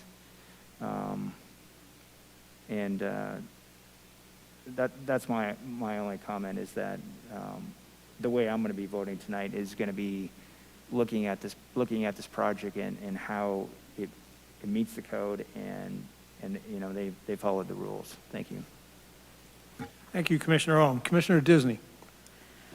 I share a lot of the same concerns that Commissioner Entell has. And what comes to mind is this statement, just because you can doesn't mean you should. Therefore, I'm referring to the density, even though the mixed use allows up to 21 units per acre. And I understand that you're in the game to make money. You're not a nonprofit. But I walked the neighborhood. I walked on Eaton. I walked around the Incarnation development. I found that development, in the way that street is situated, is a little bit different. Very quiet, very peaceful. I find it hard to believe that this development is going to have that same atmosphere, because you've got it jam-packed. Every square inch of this is going to be a townhome. I don't feel like it fits in with the neighborhood at all. I looked at your website for this development, and the conceptual drawing there didn't look like townhomes. It looked like an apartment building. It was cool looking, but it didn't look like it fit in Wheat Ridge. And I know that we are evolving as a city, and we have been kind of behind the times for a long while in terms of development and bringing things up to the current era and the style. So I feel like I don't really know what this one's going to look like. So I know I'm not supposed to vote on that. I feel like my hands are tied. You have met all of the requirements necessary. Staff has done an exceptional job, as always, of presenting the case. I'd like to thank all of the residents that came out and took time out. I feel your pain. I feel sad for you. Eaton is a cool street. It's full of a lot of different types of houses. It's a mixed bag. You've got a log cabin. You've got a lot of mid-century tan brick homes. You've got some really cool Tudor architecture on that street, and it's a special neighborhood. I really encourage the developer to step up. You're not a local developer. You're from out of state. And show us that a developer just doesn't come in and do whatever they want, that they will work with the neighborhood and try to help the people. Wheat Ridge is a special community. We are a small town. We are in the middle of a big metropolitan area, and people live here for a long time because they like the atmosphere, and people want to live here because of that atmosphere. The people with kids move here, and then we have concerns about the traffic, understanding there's going to be 10 children under the age of 9, I think, something like that. So you're going to get some pushback. I am going to vote for this because I kind of have to, but I'm doing it with grave reservations because I feel like this is way too dense. Once again, just because you can doesn't mean you should. Thank you, Commissioner Disney. Commissioner Leo. Yes, I really enjoyed listening to all the citizens. I'm glad that there was so much participation. I didn't really hear that they were against the project. I heard about all of the problems they think are going to happen because of the problems. So hopefully the city will work with them on the traffic issues. And the privacy, I don't know how that's going to be addressed. I didn't hear any response from the developer when he, on his last response to the questions about the balconies and the privacy and how that could be handled as far as looking over into the single-family yards. So I don't know if that's something that can still be answered or not. But, you know, I really didn't hear that the neighborhood was against the project. So just issues that need to be addressed, serious issues that need to be addressed. And that's all. Thank you. Thank you, Commissioner Leo. And for myself, I will, I certainly don't want to echo what other commissioners have said in some of the comments we've heard, but I know that there is concern about, within this part of the city, about development that many people see as too dense. And I would think it's a question that certainly bears some examination. And when we look at the what the code allows in terms of units per acre, it may be something that a question that might be opened. There are obviously have to be some sort of parameters for when a developer looks to invest in a property. They need to know what it is they're getting into. They need to know that when they make the investment that they can get some sort of return on it. But they also, I would hope, believe that the development that they are undertaking adds to the community, and it's not just something that it gets plopped down. I would recommend highly that the developer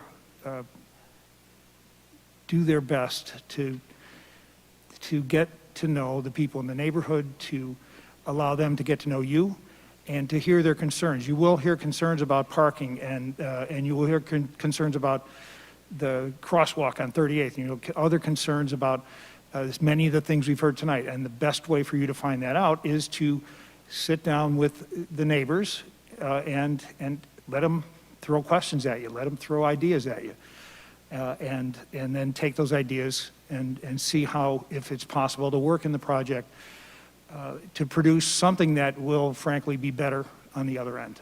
I can almost guarantee that. If there are no other comments or questions from the commission, we will move, I'm sorry. It's time for a motion, please. There we go. And I'll ask for a motion from the commission on this item. Can I get a motion? I move to recommend approval of case number WS 2103, a request for approval of a major subdivision on property located at 5725 and 5785 West 38th Avenue and zoned mixed-use neighborhood for the following reasons. All requirements of the subdivision regulations, Article 4 of the Zoning and Development Code have been met. All agencies can provide services to the property with improvements installed at the developer's expense.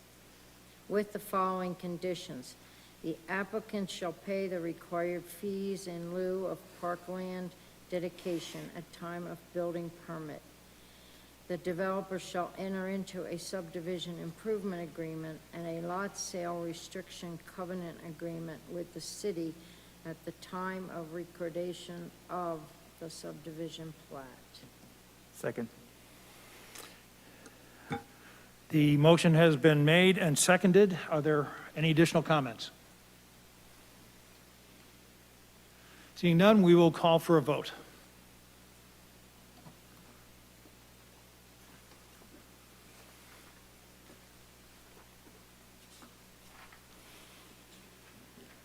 Motion carries 5-1. Thank you. We will now move on to our second public hearing tonight. This is for case number ZOA 21-02. This is to consider an ordinance amending Chapter 26 of the Wheat Ridge Code of Laws regarding outdoor recreation equipment on private property. First, we'll hear a report by the staff, followed by a public forum. Lauren? Thank you. If we may, maybe give folks a chance to depart, and I'm gonna, I don't need the screen, so I'll put that up while the room turns over, and then I'll start my presentation in just a moment.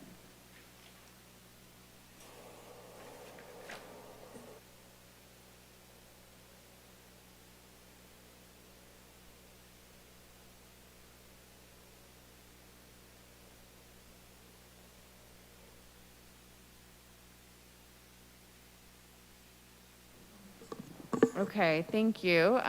So I don't have any slides tonight, but I will just make a few comments about the code amendment that's before you tonight. So we are talking about outdoor recreational equipment on private residential property. The zoning code, as you well know, regulates what you can do on private property and what it can look like. Historically, the zoning code has not talked a lot about play structures or recreational equipment. For example, it doesn't talk about tree houses or lemonade stands or swing sets or any of that.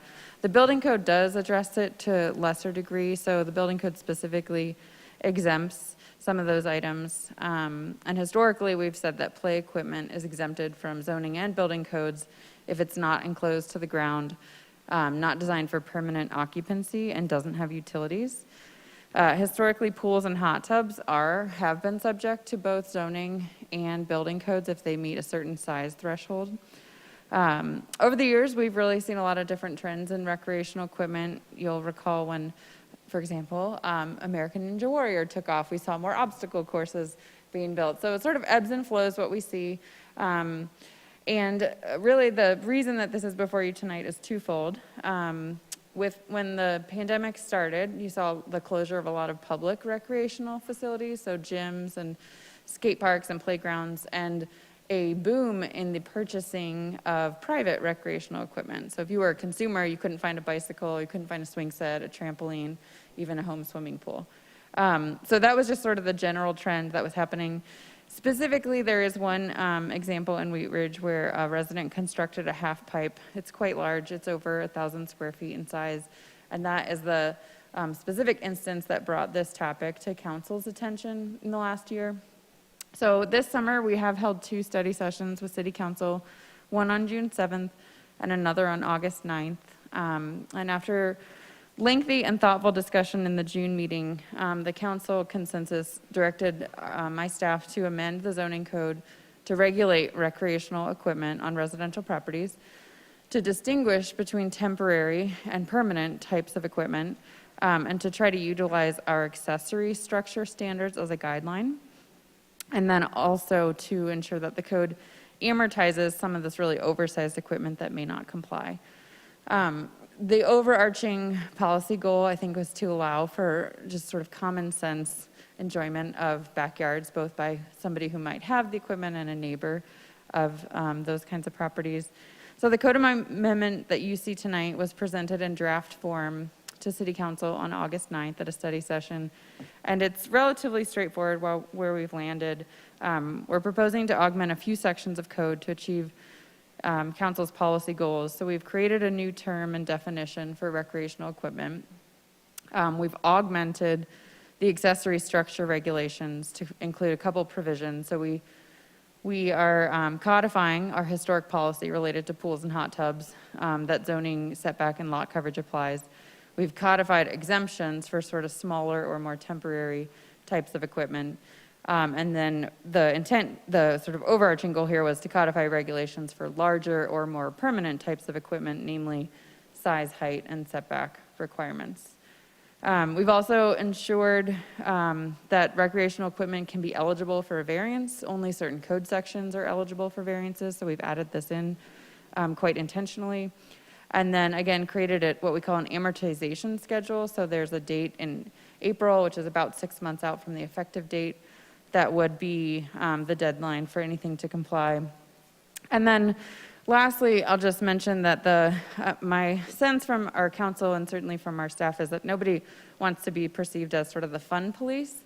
And the reason for this amendment has been initiated because of kind of a perceived egregious example of what you could put in your backyard. So the enforcement approach on this would really be on a complaint basis. That's how our code enforcement officers operate on any topic and how I would expect this to play out moving forward in general.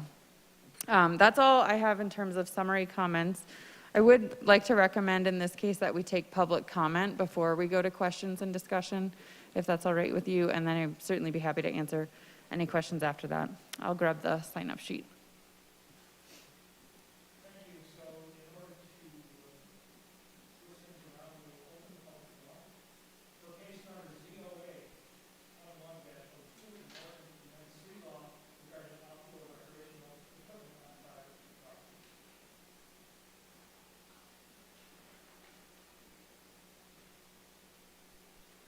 Okay. First public speaker will be Kathleen Garcia.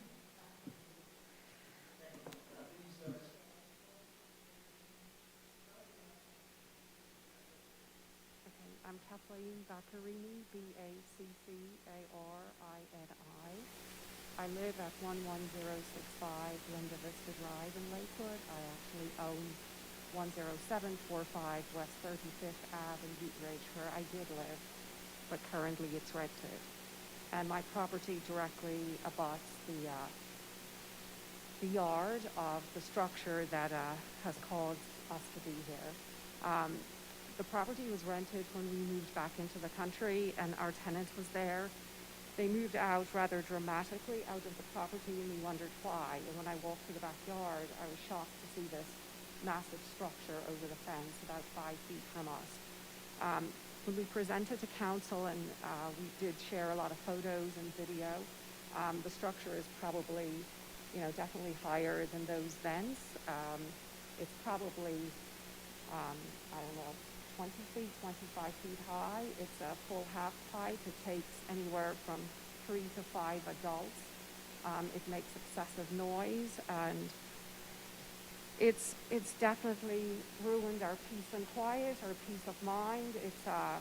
And basically our privacy. So it's interesting tonight that we heard so much about privacy in the first part of this meeting, but imagine sitting in your backyard and you have 5 adults on a structure that are completely pretty much in your yard because it's 5 feet from the line. So I greatly appreciate, but I have some questions on the new, changing the code, and I'm wondering why a recreational structure would need to be 12 feet high, and if it is 12 feet height and maximum, can you have a full adult on top of that 12 feet high? Because then you're still basically in my yard. And believe me, I have 2 boys who have had trampolines and many other things, and it would never occur to me to put a structure of this size in anyone's yard. The peace and quiet of the neighborhood has been ruined.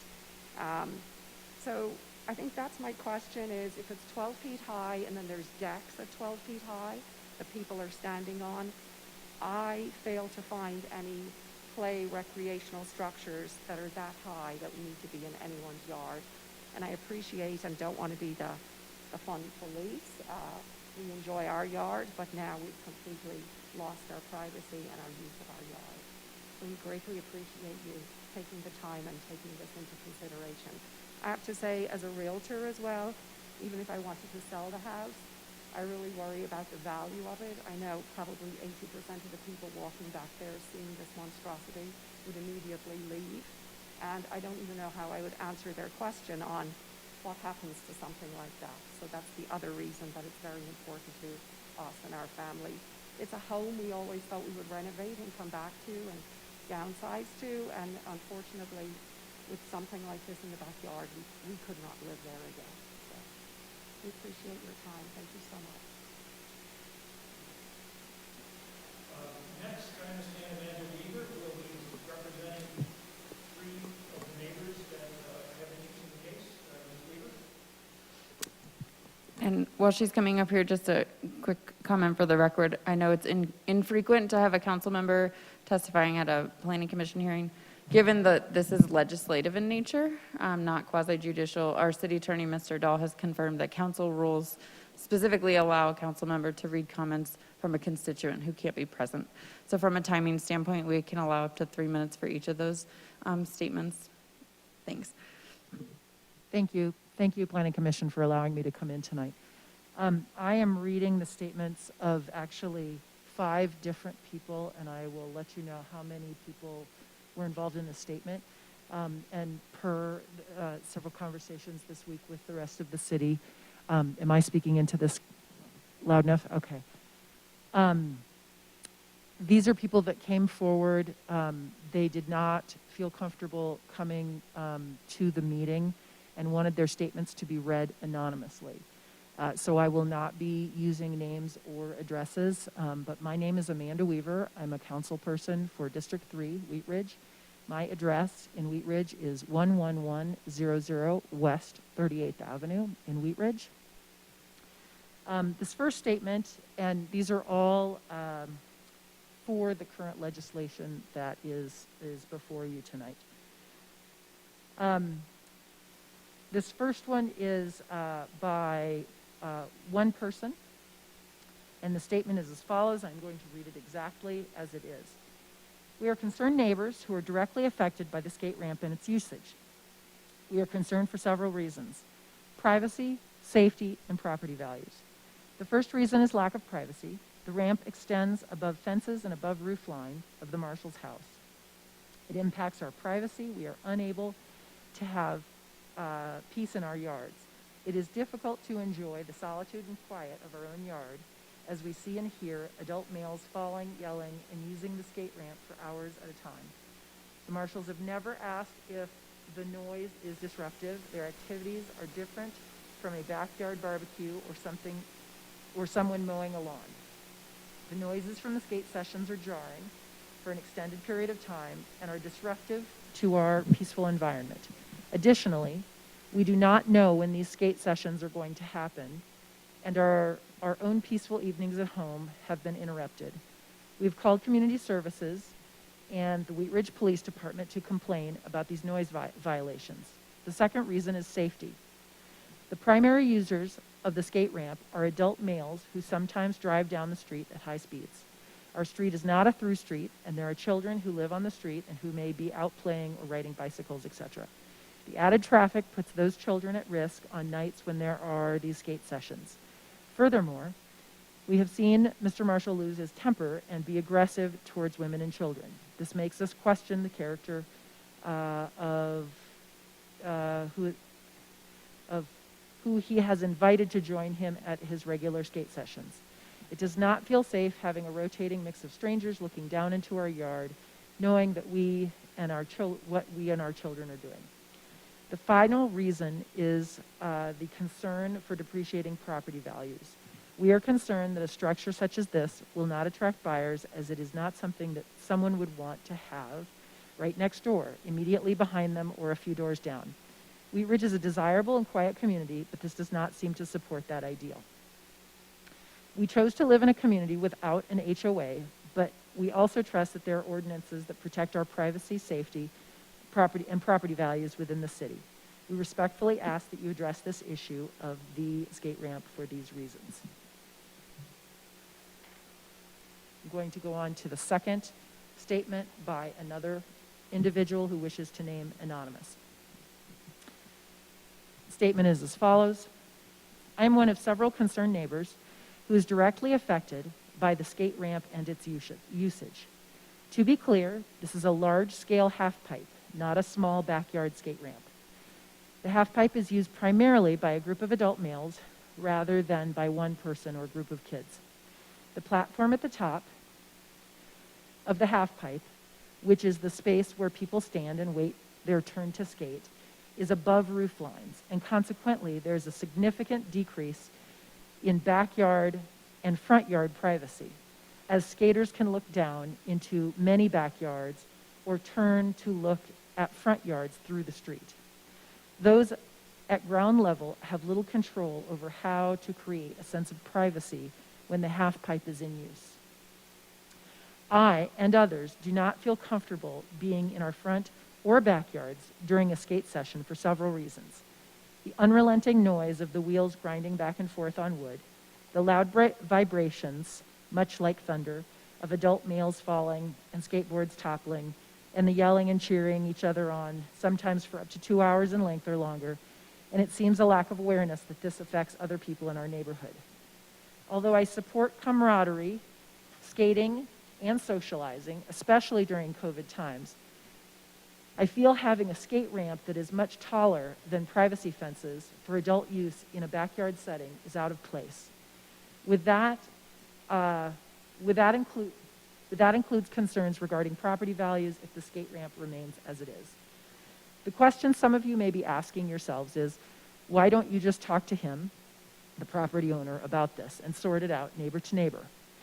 Because of my and my neighbors' direct observation of his multiple displays of aggression and intimidating behavior towards adults, primarily women, and children on our street, I feel uncomfortable directly speaking to him about any topic that could create conflict or be misinterpreted, which includes the reverberations on the half-pipe itself. Also, during the construction phase of the half-pipe, there was no courtesy to inform the neighborhood of the scale of what was being constructed or to discuss the possible impacts of such a structure. There have also been multiple attempts to try and engage Wheat Ridge Community Services, zoning, and non-emergency police in the place of direct communication with Mr. Marshall.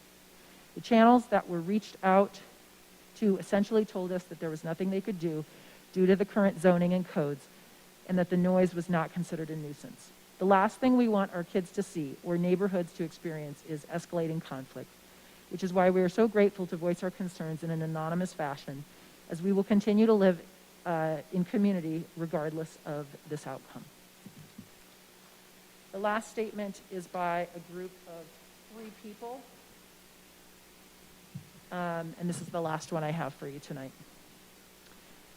As property owners in Wheat Ridge, we fully support an amendment to Chapter 26 of the Wheat Ridge Code of Laws that would restrict the size and height of outdoor recreational equipment on private property. We live in a neighborhood with a 20-foot tall skate ramp in a homeowner's backyard. The skate ramp is unsightly and protrudes above the privacy fences and roof lines, visible from several houses away. Its sheer size eliminates any expectation of privacy, as the skateboarders can survey people on the street and look directly into people's yards and homes. Several neighbors in the area have swimming pools and backyard amenities, and these strangers can watch and observe those relaxing and recreating in their private outdoor spaces.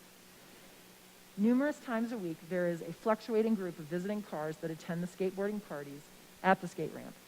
It has increased the overall traffic and vehicle noise in what is usually a quiet, peaceful neighborhood.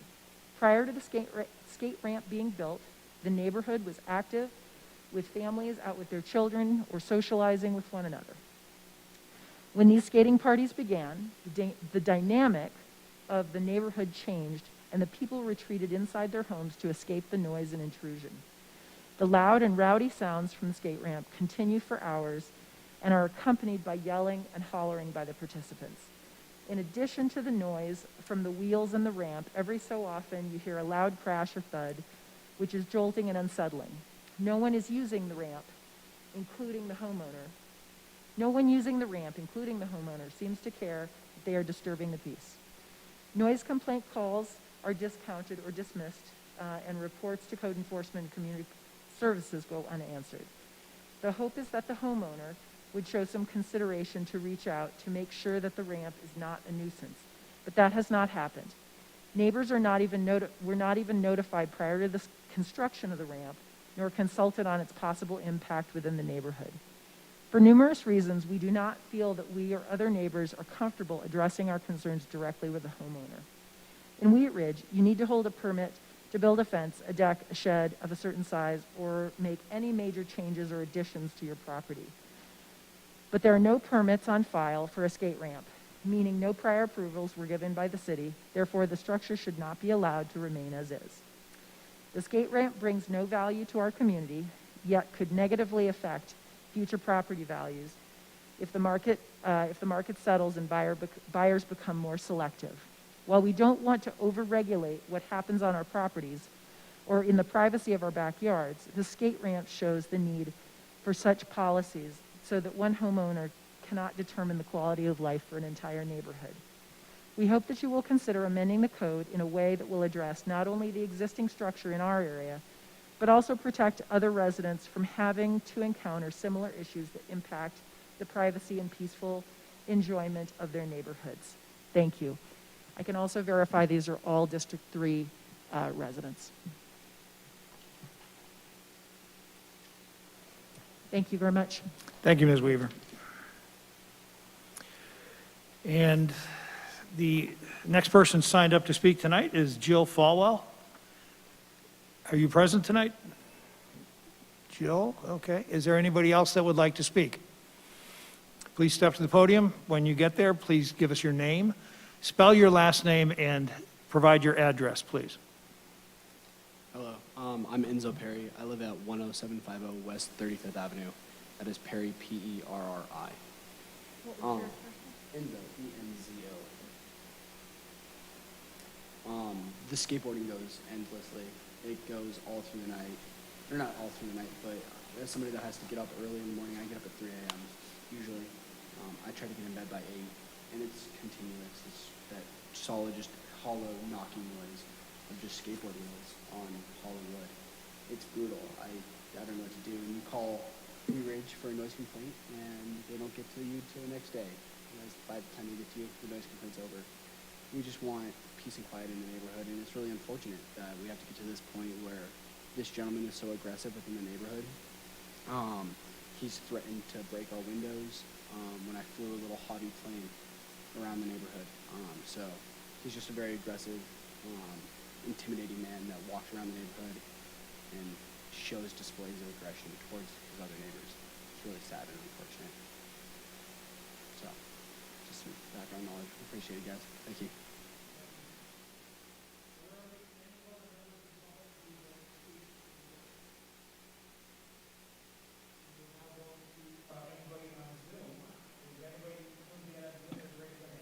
Yes, our first person is Peter. You should be able to unmute yourself and go ahead and speak. Yeah, hi. Good evening, everybody. Hopefully you can hear me okay. Yes. Great. Okay. Thank you for allowing me to speak. My name is Peter Baccarini. I live at 11065 Linda Vista Drive, Lakewood, Colorado. Like Kathleen, I'm married to Kathleen. I used to live at West 35th Ave, 10745, and our property abuts the infamous skate park that you all heard about. I did testify in front of the working committee on June 7th, and basically you can read the notes and see the video and see the photographs of the structure. And just to reiterate what folks have said, the impact on quality of life from rowdy participants on the skateboard, the thundering noises, the crashing, being very high and overlooking the backyard, certainly does impact, you can't really hang around outside the house, and even inside the house is difficult. I know I've been doing the yard there for our tenants for some months, and it's quite something to behold. Anyway, I don't want to sort of hammer that home too much. You've heard a lot about that. And I certainly welcome the proposal to make this, this code amendment, and recognizing that we need fair and reasonable, code. However, I really would question whether or not, hopefully this doesn't derail everything, whether the putting it on, having the guidance being the same as accessory structures, I don't think really solves the problem. If you have a 12-foot play structure and you put 6-foot males on there, that really is well over the 6-foot privacy fence. And bear in mind, of course, with accessory structures, nobody is partying on the roof. If you've got a shed, you've got a garage or whatever it might be, it is a roof and it may be in your way, but it is not often a source of entertainment, merriment, music, lights, and a lot of noise. So I don't know if this means that you guys would ever consider going back and rewriting, but essentially, I believe that we should ask ourselves, is 12 feet high too high? Should it not be 6 foot? And should it not have the same setback as the accessory structures, which is, I believe, 10 foot?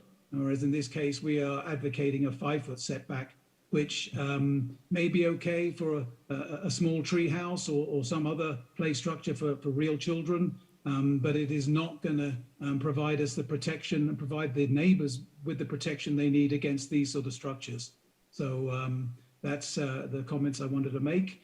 I appreciate you listening, and thank you for your time and consideration. Thank you, sir. Are there any other persons signed up online to speak? I don't see any other hands raised.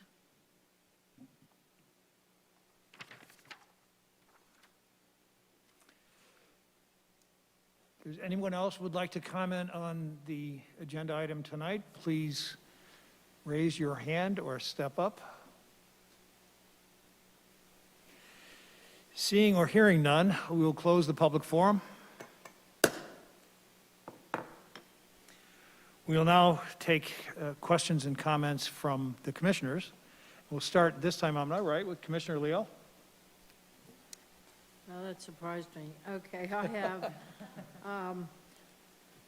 I think that most of the comments have to do with privacy and noise related to the recreational structures, not the structures themselves. And those issues should be dealt with. I mean, it can be very irritating if there's a lot of noise on a regular basis. However, some of the comments I have related actually to the new code is that it only addresses, I understand it only addresses permanent structures, but the pictures that are on here and some of the examples that they talked about, for instance, the children's play structures, generally don't have adults and a lot of noise related to them. They might, but again, that's a separate issue. My big question is the obstacle course that they talked about in a yard. Now, I guess that could take up an entire yard, but is there a percentage of the yard that would, it says they wouldn't be permitted at all in a residential yard. But is there, I mean, some people have very, very large yards, and it would be a small percentage of their yard. So is there any leeway in allowing them under certain conditions? I know people are building them today, and it's just something that they like to do. And also, you mentioned, my one question was going to be about the amortization schedule, which wasn't on here, but then there was mention of April. Is that April of '21 or going back to that date, or what was that? Sure. So there are a couple questions in there. In terms of the obstacle course, so this specific example of that image is too big footprint-wise and too tall, but smaller obstacle courses would be permitted so long as they comply with the maximum size, height, and setback. And then for those yards which are, significantly larger, or there's some interesting fact pattern that's unique, a variance is always an option. So, we do have some properties that are enormous, and 400 square feet would be maybe tiny compared to the impact. And we use the variance process every now and again for unique fact patterns. But we did not explore a percentage of the lot area as the upper limit for recreational equipment. That wasn't council's direction ultimately.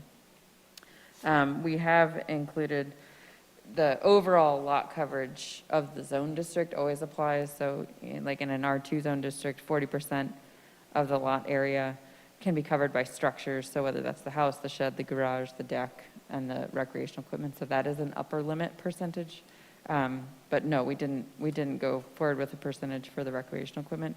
You're right about noise, that a lot of the issues with the example that's been brought up is noise related. The city did revise noise standards earlier this year. Noise issues are not in the zoning code. That's a nuisance code that's regulated by the police department.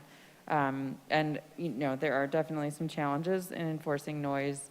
One of our, the one gentleman that testified, it happens at a point in time, and if the police can't show up at that point in time, it's a cat and mouse game. So there's definitely challenges there, but we do have noise regulations that I know our police department is working to try to figure out how they can apply those in this case. And then your last question about amortization.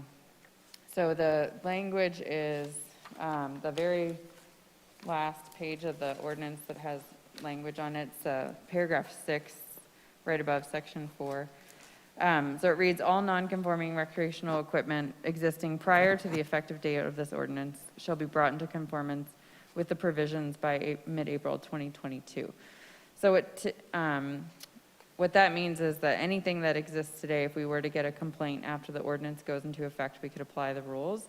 You're familiar with legally non-conforming is sort of the other avenue we sometimes go down and say anything that existed prior to this date is allowed to continue and remain, and that was not the policy direction in this case.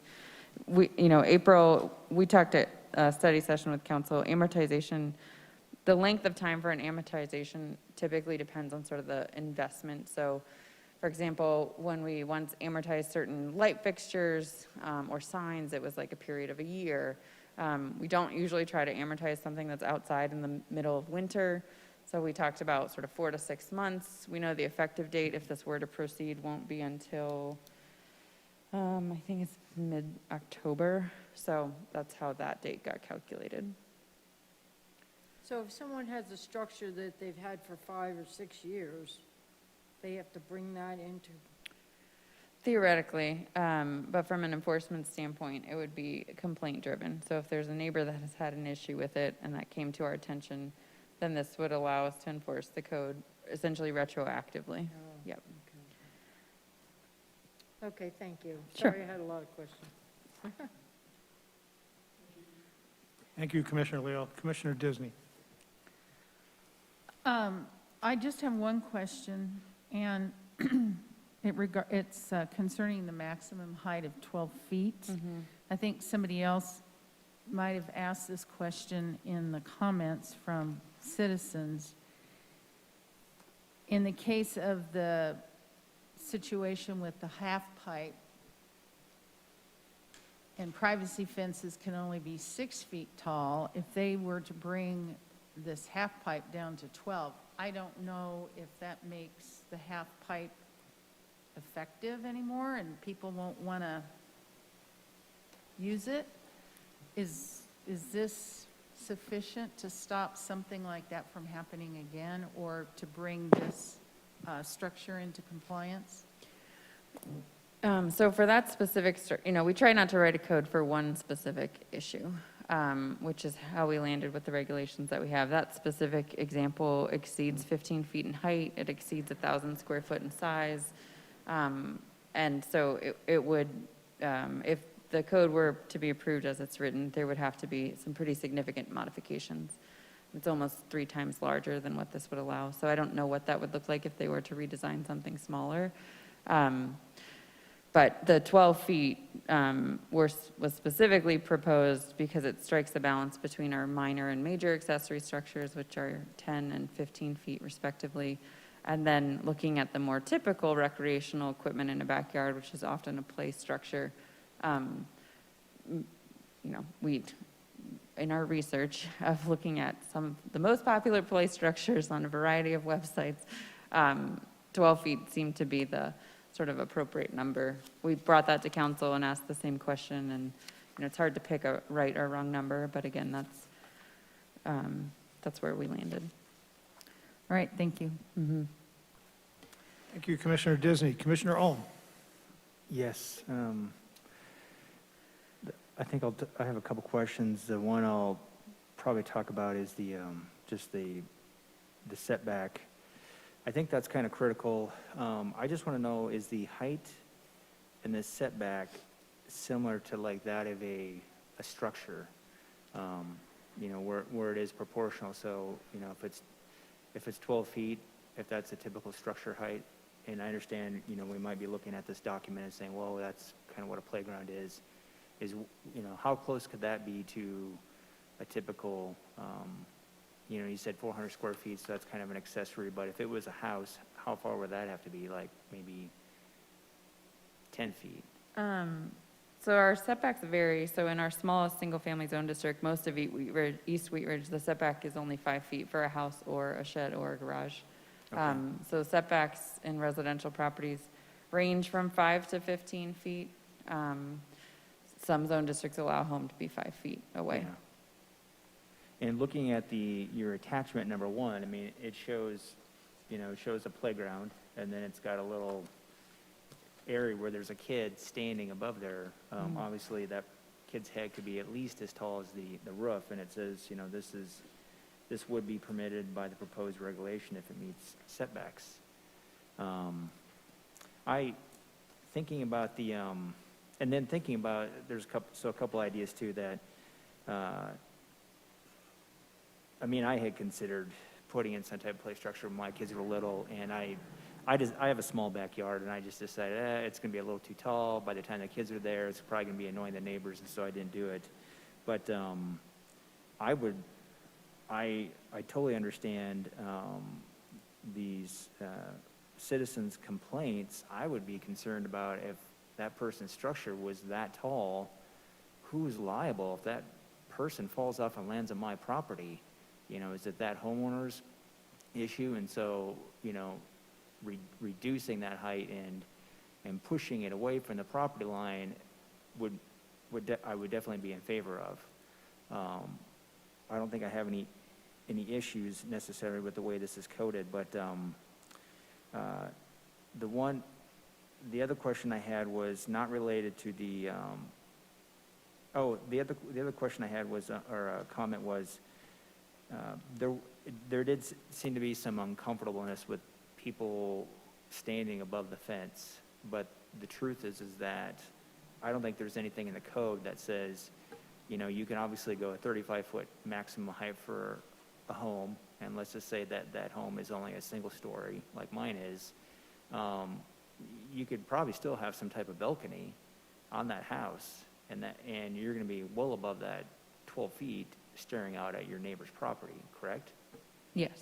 And so I don't know, I know that some people weren't quite happy with the 12 feet, but I think you could still run in that same situation if it was a house and a balcony. It could be even taller, to be honest. It could be at that second story and 20 plus feet, and you could have a balcony with those people staring into your backyard.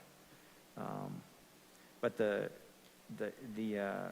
and then as far as the noise issue, I was just thinking that why wouldn't it be possible if as far as noise goes, why wouldn't it be possible for the city to install some type of, noise meter? I mean, we have, I would assume there's got to be technology. I mean, for years, we've been using, a type of metering for the roads.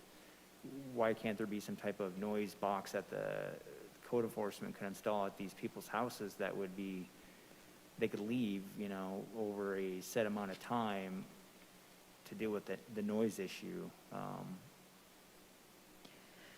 Yeah, there, so you can get decibel readers, is that what you're referring to? Earlier this year, and I wasn't involved in this process because it's outside the zoning code, but my understanding is that there were some noise complaints associated with more commercial and industrial properties, and there was a public survey on our What's Up Wheat Ridge page related to noise, and where they landed, I believe, is that there are decibel limitations for commercial and industrial land uses, but not specific to residential land uses, that there are other, I believe it's, I forget, there's a term that they use to determine sort of unreasonable noise that extends for a certain period of time. But the code does not have a decibel limit for a noise source on a residential property, only commercial and industrial at this point in time. Okay. And one thing I did want to ask you, is there anything in this code that talks about the recreational equipment being located in the backyard or front yard? It's not precluded from the front yard, but it has to meet the front yard setback. Okay. So if the house, So what's the front, say I have a single-family R2 home, what would my front yard setback be for putting in a 24-inch, less than 5-gallon temporary pool? so for like a kiddie pool, that doesn't apply. So the zoning setbacks No, don't apply to those exempted types of pools. 24-inch height, less than 5,000 gallon. Is that your specs are, Well, that's what you had in the code. It talked about the ones that are in the building code, not? not requiring a permit. It said Right, it so was when less it's- than 24 inches in depth. Yep. So So those types of pools that don't require a permit are also exempted from zoning code. So like essentially a kiddie pool is what that is. my concern is putting a pool that was, 4,000 gallons and 23 inches height in my backyard is what would be called an attractive nuisance, and a potential liability for that homeowner and that kid that sees the pool, wants to go swimming. That has concern for me. I really wish that when it comes to something like that really should be in the backyard, and preferably like a fenced backyard. I think, I just feel like 24, less than 24 inches, so to say 23 inches and, 4,000 gallons, I think there's a good possibility a kid could drown in that, and especially if it's sitting in the front yard. Right. And my front yard is, honestly, it's much, much larger than my backyard. And so, not to say that I would put it in the front, but it would be an option. And so I just want to know if the city's considered maybe changing that specific language as far as pool. Yeah, we haven't considered that. I mean, there is actually a whole separate, the International Building Code has a whole book specific to pools and hot tubs and spas. So those exemptions are taken straight from the IBC. So we haven't considered doing a local amendment to that. Both the fencing requirements Yeah. or the permit requirements or the setback requirements. Has there been any discussion with, I don't know who would be, whoever the industry standard is for pools or playgrounds, or some type of childcare facility of, what do you think about this code? Would this be a liability or not? No, we haven't done that kind of outreach. Okay. I have no further questions. Thank you, Commissioner Ohm. Commissioner Antle? Okay. Commissioner Simbai? Okay, so just a couple of questions. One, on the attachment, which is showing the code, I'm looking at section 3, number 5. It looks like just the community development director has sort of the power in this scenario to determine if it's permanent or not, which, checks all the other boxes. And so it doesn't seem like I just keep hearing that. Let's wait. We can shut the door, but it might get even more Yeah, I warm know. than it already is. I'll just wait, I'll just wait. Okay. So it doesn't seem like they call for a code violation. It seems like they would call this person because that sort of would set the, you know what I mean? It's like, is it the community development directors has the power in this scenario? Yeah, so the purpose of that paragraph is to say that somebody needs to decide if a piece of equipment is temporary and therefore exempt from the rules, or is permanent and therefore subject to the rules.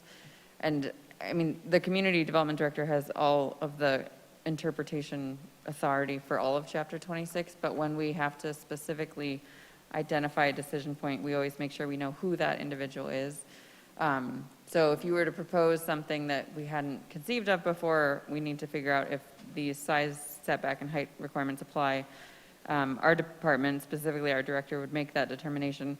If you did not agree with that determination, the Board of Adjustment has all authority to hear appeals of any interpretation of the code. So there's an appeal right that's not specifically identified here, but that exists in another chapter or section in 26. Okay, so let me make sure I understand. If I want to build something, I should call the community director, but what if I don't? I think I'm reading this, I think I've met the code for temporary.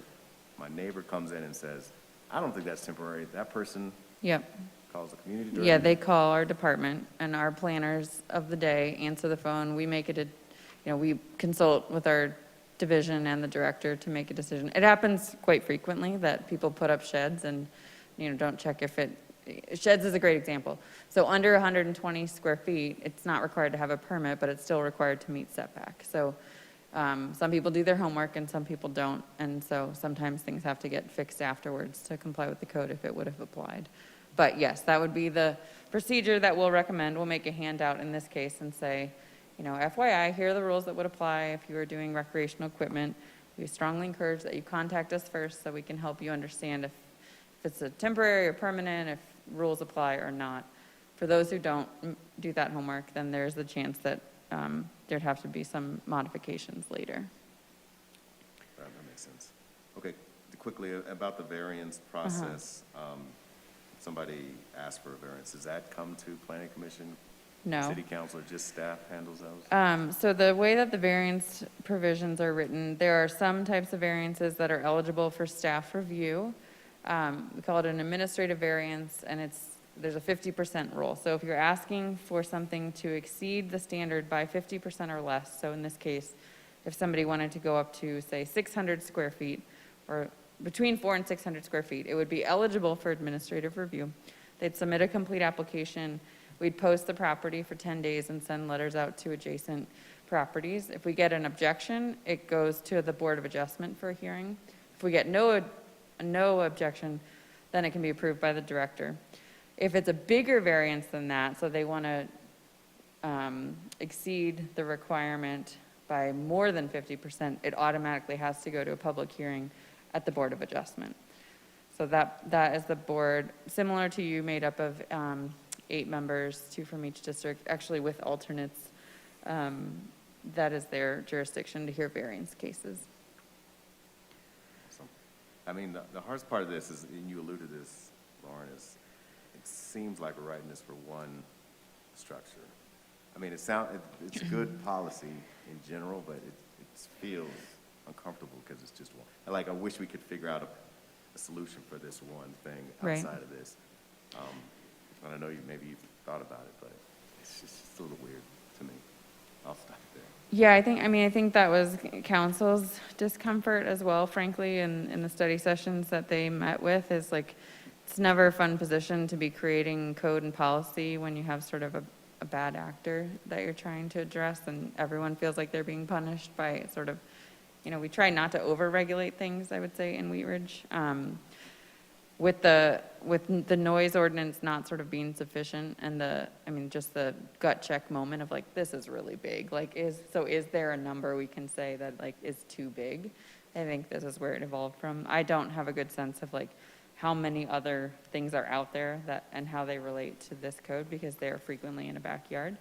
So So yeah, it is a little unusual. It's not the typical way that we bring a code amendment to you, but this is the legislative process on full display when there's a concern and it goes to council. This is sort of how codes can get written. So not the typical path, but certainly an option. Thank you. Thank you, Commissioner Simvay. And my questions and comments kind of follow along that same line. We're talking about instituting a permitting process for residents that want to add a permanent structure on their property. This would be similar to a shed that exceeds the limits, that sort of thing. Help me understand the actual process that they would go through to apply for and then to get that permit. Yeah. What steps are taken? It's a unique one. It's actually more similar to how residential fences are installed. Building permits are not required because we're not amending the building code in terms of what is required to get a permit. And residential fences don't require building permits, but still have height and setback requirements. So this is a set of rules that applies, which is why we'll do some education and some handouts. We do occasionally get questions about whether folks need a permit or if rules apply for these kinds of things, but a building permit will not be required because the building code is not being amended, just the zoning code. So what do you call the instrument they're applying for? There's nothing that they're applying for. So same as like if you called in and said, I want to install a fence, I'd say, okay, that's great. You can have it on your property line. It can be up to 6 feet in this area, up to 4 feet in this area, a little lower if you have a site distance issue. But there's no permit. It's just rules. So if somebody wants to put a structure, a permanent structure in their yard that would exceed this, they would be told they would not be allowed to. Right, so It we would tell be them. a violation of the city code, and they could not do it. Correct. Okay, Yep. okay. The enforcement, once this goes into effect, and then conforming structures, how is that going to work? Is it complaint-driven as well, or? Yes, most of our code enforcement activity is complaint-driven, and this would be the same. For the one, in this case that we know about, we'd send them a letter. They've been aware of the fact that, I've made them aware of the fact that the codes could change. So for that individual, we'd let them know the compliance date, but anybody else moving forward would be strictly complaint-based. Okay. And so that the enforcement process is spelled out in terms of the steps that will be taken then?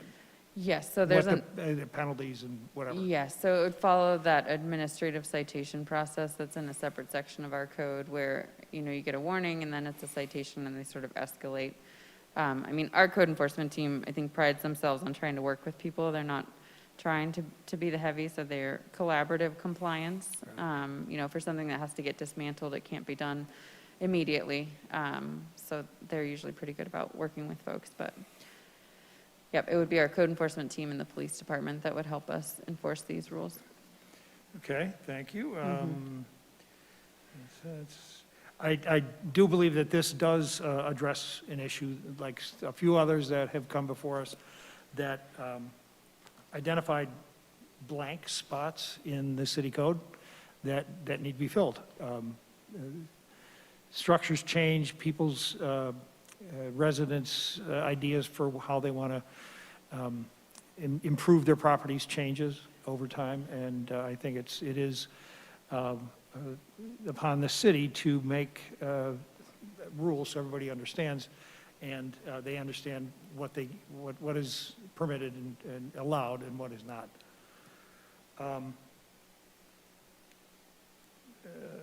Okay, I believe that's it. Again, this is a good example of the city going through the steps that are needed to fill in those blank spots for parts of the city code that don't exist. Yeah, it's a good comment, and if I may just add one other thing. The challenge with enforcement when there is grayness in the code is that, when you get a citation, you have to list a specific code section that is being violated, and we don't have that right now. And then if it gets to the point where it has to go to municipal court, it has to sort of withstand the scrutiny of the prosecutor. And when you don't have code language that is fairly direct or concise or black and white, it makes it impossible for our enforcement team to do that. So that is, there are probably lots of sort of grayness areas in the code, but ultimately, if you want a code that you can enforce, we really would need something like what's proposed in this ordinance. So it's spelled out so everybody can understand it? Correct. Yeah. After our decision tonight, what happens to this ordinance? Thank you for asking that. I forgot to mention it when I was introducing the topic. So this ordinance is scheduled to go to City Council. All ordinances have a first reading, which is, officially sets the public hearing date. The first reading is September 13th. No public comment or staff presentation occurs at that date. The public hearing is scheduled for September 27th. That's a Monday, and that's the meeting date where we'd make another presentation and welcome public comment either in person on Zoom or ahead of time on Wheatridge Speaks. And I'm sorry, is that the late September one, is that the first reading? September 27th is the public hearing. Okay, great. Are there any other questions from the commission? Comments? Okay, well then let's move on to a motion. Is there a motion on this proposal? I move to recommend approval of a code amendment modifying Chapter 26 of the Wheatridge Code of Laws regarding outdoor recreational equipment on private property. Second. Mr. Chair, did want to say one thing. I mean, I'm going to vote yes for this, obviously, and assume that it'll go through and get voted on properly by City Council and approved. It says April 12th or April 2021, so there's still an issue. 2022, thank you.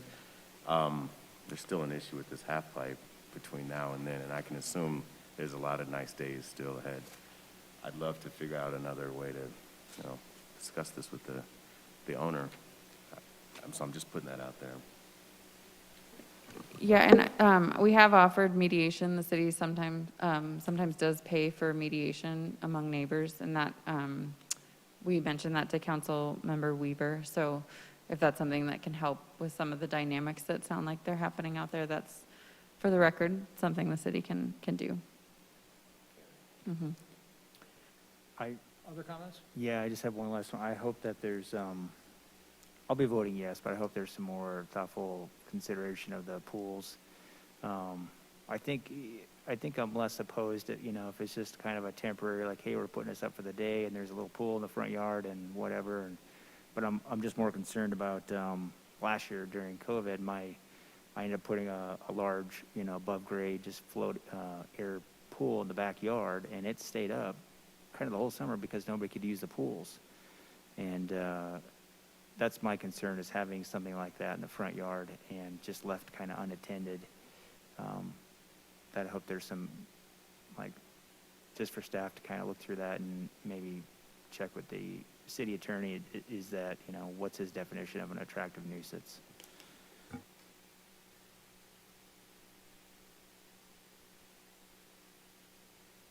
If there are no other comments, we will call for a vote.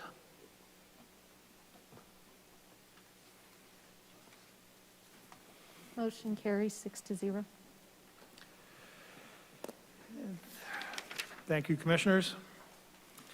Let's move on to old business. Is there any old business that would make for a good discussion this evening? Mm-hmm. No old business from me. Move on to new business, please. So upcoming meeting dates, I think I previewed this last time, but we will have the September 16th meeting. We also anticipate having both the October 7 and October 21 meetings. So for sure the next 3 in a row. There is a 5th Thursday in there somewhere, I think, so you'll get a little bit of a break.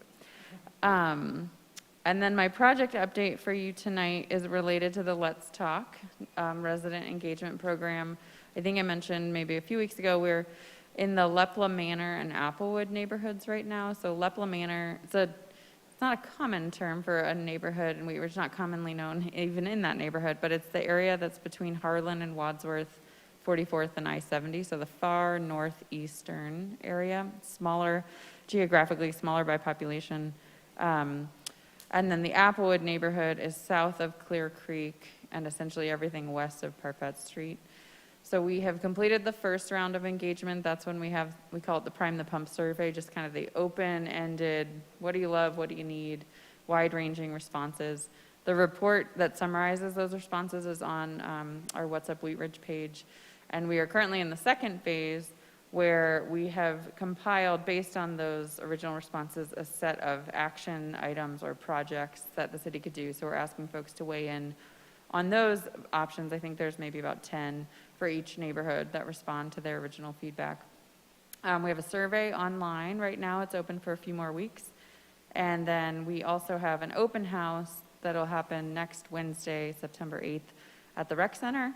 So it duplicates the survey, but essentially we have representatives there during that open house time from engineering, planning, and Parks and Rec if there's any questions about something going on in the neighborhood or specifically about those action items that we've proposed. We had one yesterday, last night, in Lepla Manor, and it was well attended. It was kind of fun to sort of get a chance to talk to people. We're just trying to make ourselves more available. So that's my project update. We bring the summary of these two neighborhoods to council in a study session on October 4th. And I will say that the feedback we got from our first two neighborhoods, East Wheat Ridge and Bel Air, have certainly informed some of the 2022 budget. So we are listening and we are doing things with that feedback. The 2022 budget message references sort of how certain projects in the budget relate to council goals and also specifically to feedback that we've gotten from the Let's Talk program. So we're trying to listen and take action accordingly. Thanks, Lauren. Can I ask you how many neighborhoods are left and when they will appear on the schedule? Yeah, so we have a total of 10.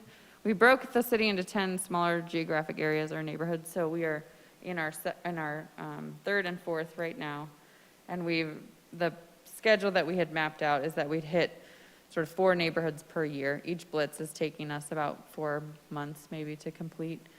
And so we expect to be, I'm not sure if they've announced the next 2 neighborhoods yet, but we will certainly do that by early October, either at that study session or earlier. So in the next month or so. Very good. And I heard you mention the next public meeting of these 2 groups will be at the Rec Center in a week. Yes. Are both of the neighborhoods meeting at the same time? Yeah, so it's open house format, and what we did is have the meeting yesterday was at a church in Lepla Manor, and the meeting next week is at the Rec Center, but people from either neighborhood are welcome to come. The whole intent is just to have staff available to answer questions, but there's not a presentation specific to one neighborhood or the other. Very good. Thank you. Yeah. Any other questions or comments tonight? Yes, Mr. Commissioner Simbai. Just one question. Is there something happening at Lucky's, Lauren? I don't know the answer to that yet. I think somebody should ask that every meeting. I know. Now I forget timing-wise, but the Edison, the apartment building there, did officially get their certificate of occupancy, so you may see more activity. Their parking structure is hidden from view, but people do live there now, so that is a plus. But no new info on Lucky's yet. What about Gold's Marketplace? Did Trader Joe's sign the contract yet? Oh, I don't know. I didn't know that they were looking there. I don't know any of the tenants in Gold's. Oh, I see. She's just throwing it out there to see. I know, trying to get a hook. I email Trader Joe's, every other week. Okay. They do have a form you can fill out, yeah. I've recommended that to people. I meant an anchor tenant. I didn't mean Well, I know my wife would love, she'd probably be there every day of the week. Yeah. Okay, any other questions or comments from the commission? We will see you all in a couple of weeks. Is there a motion to adjourn? Is there a second? Second. Let's call for a vote. Motion approved. Thank you, everybody. We'll see you in 2 weeks. Yeah.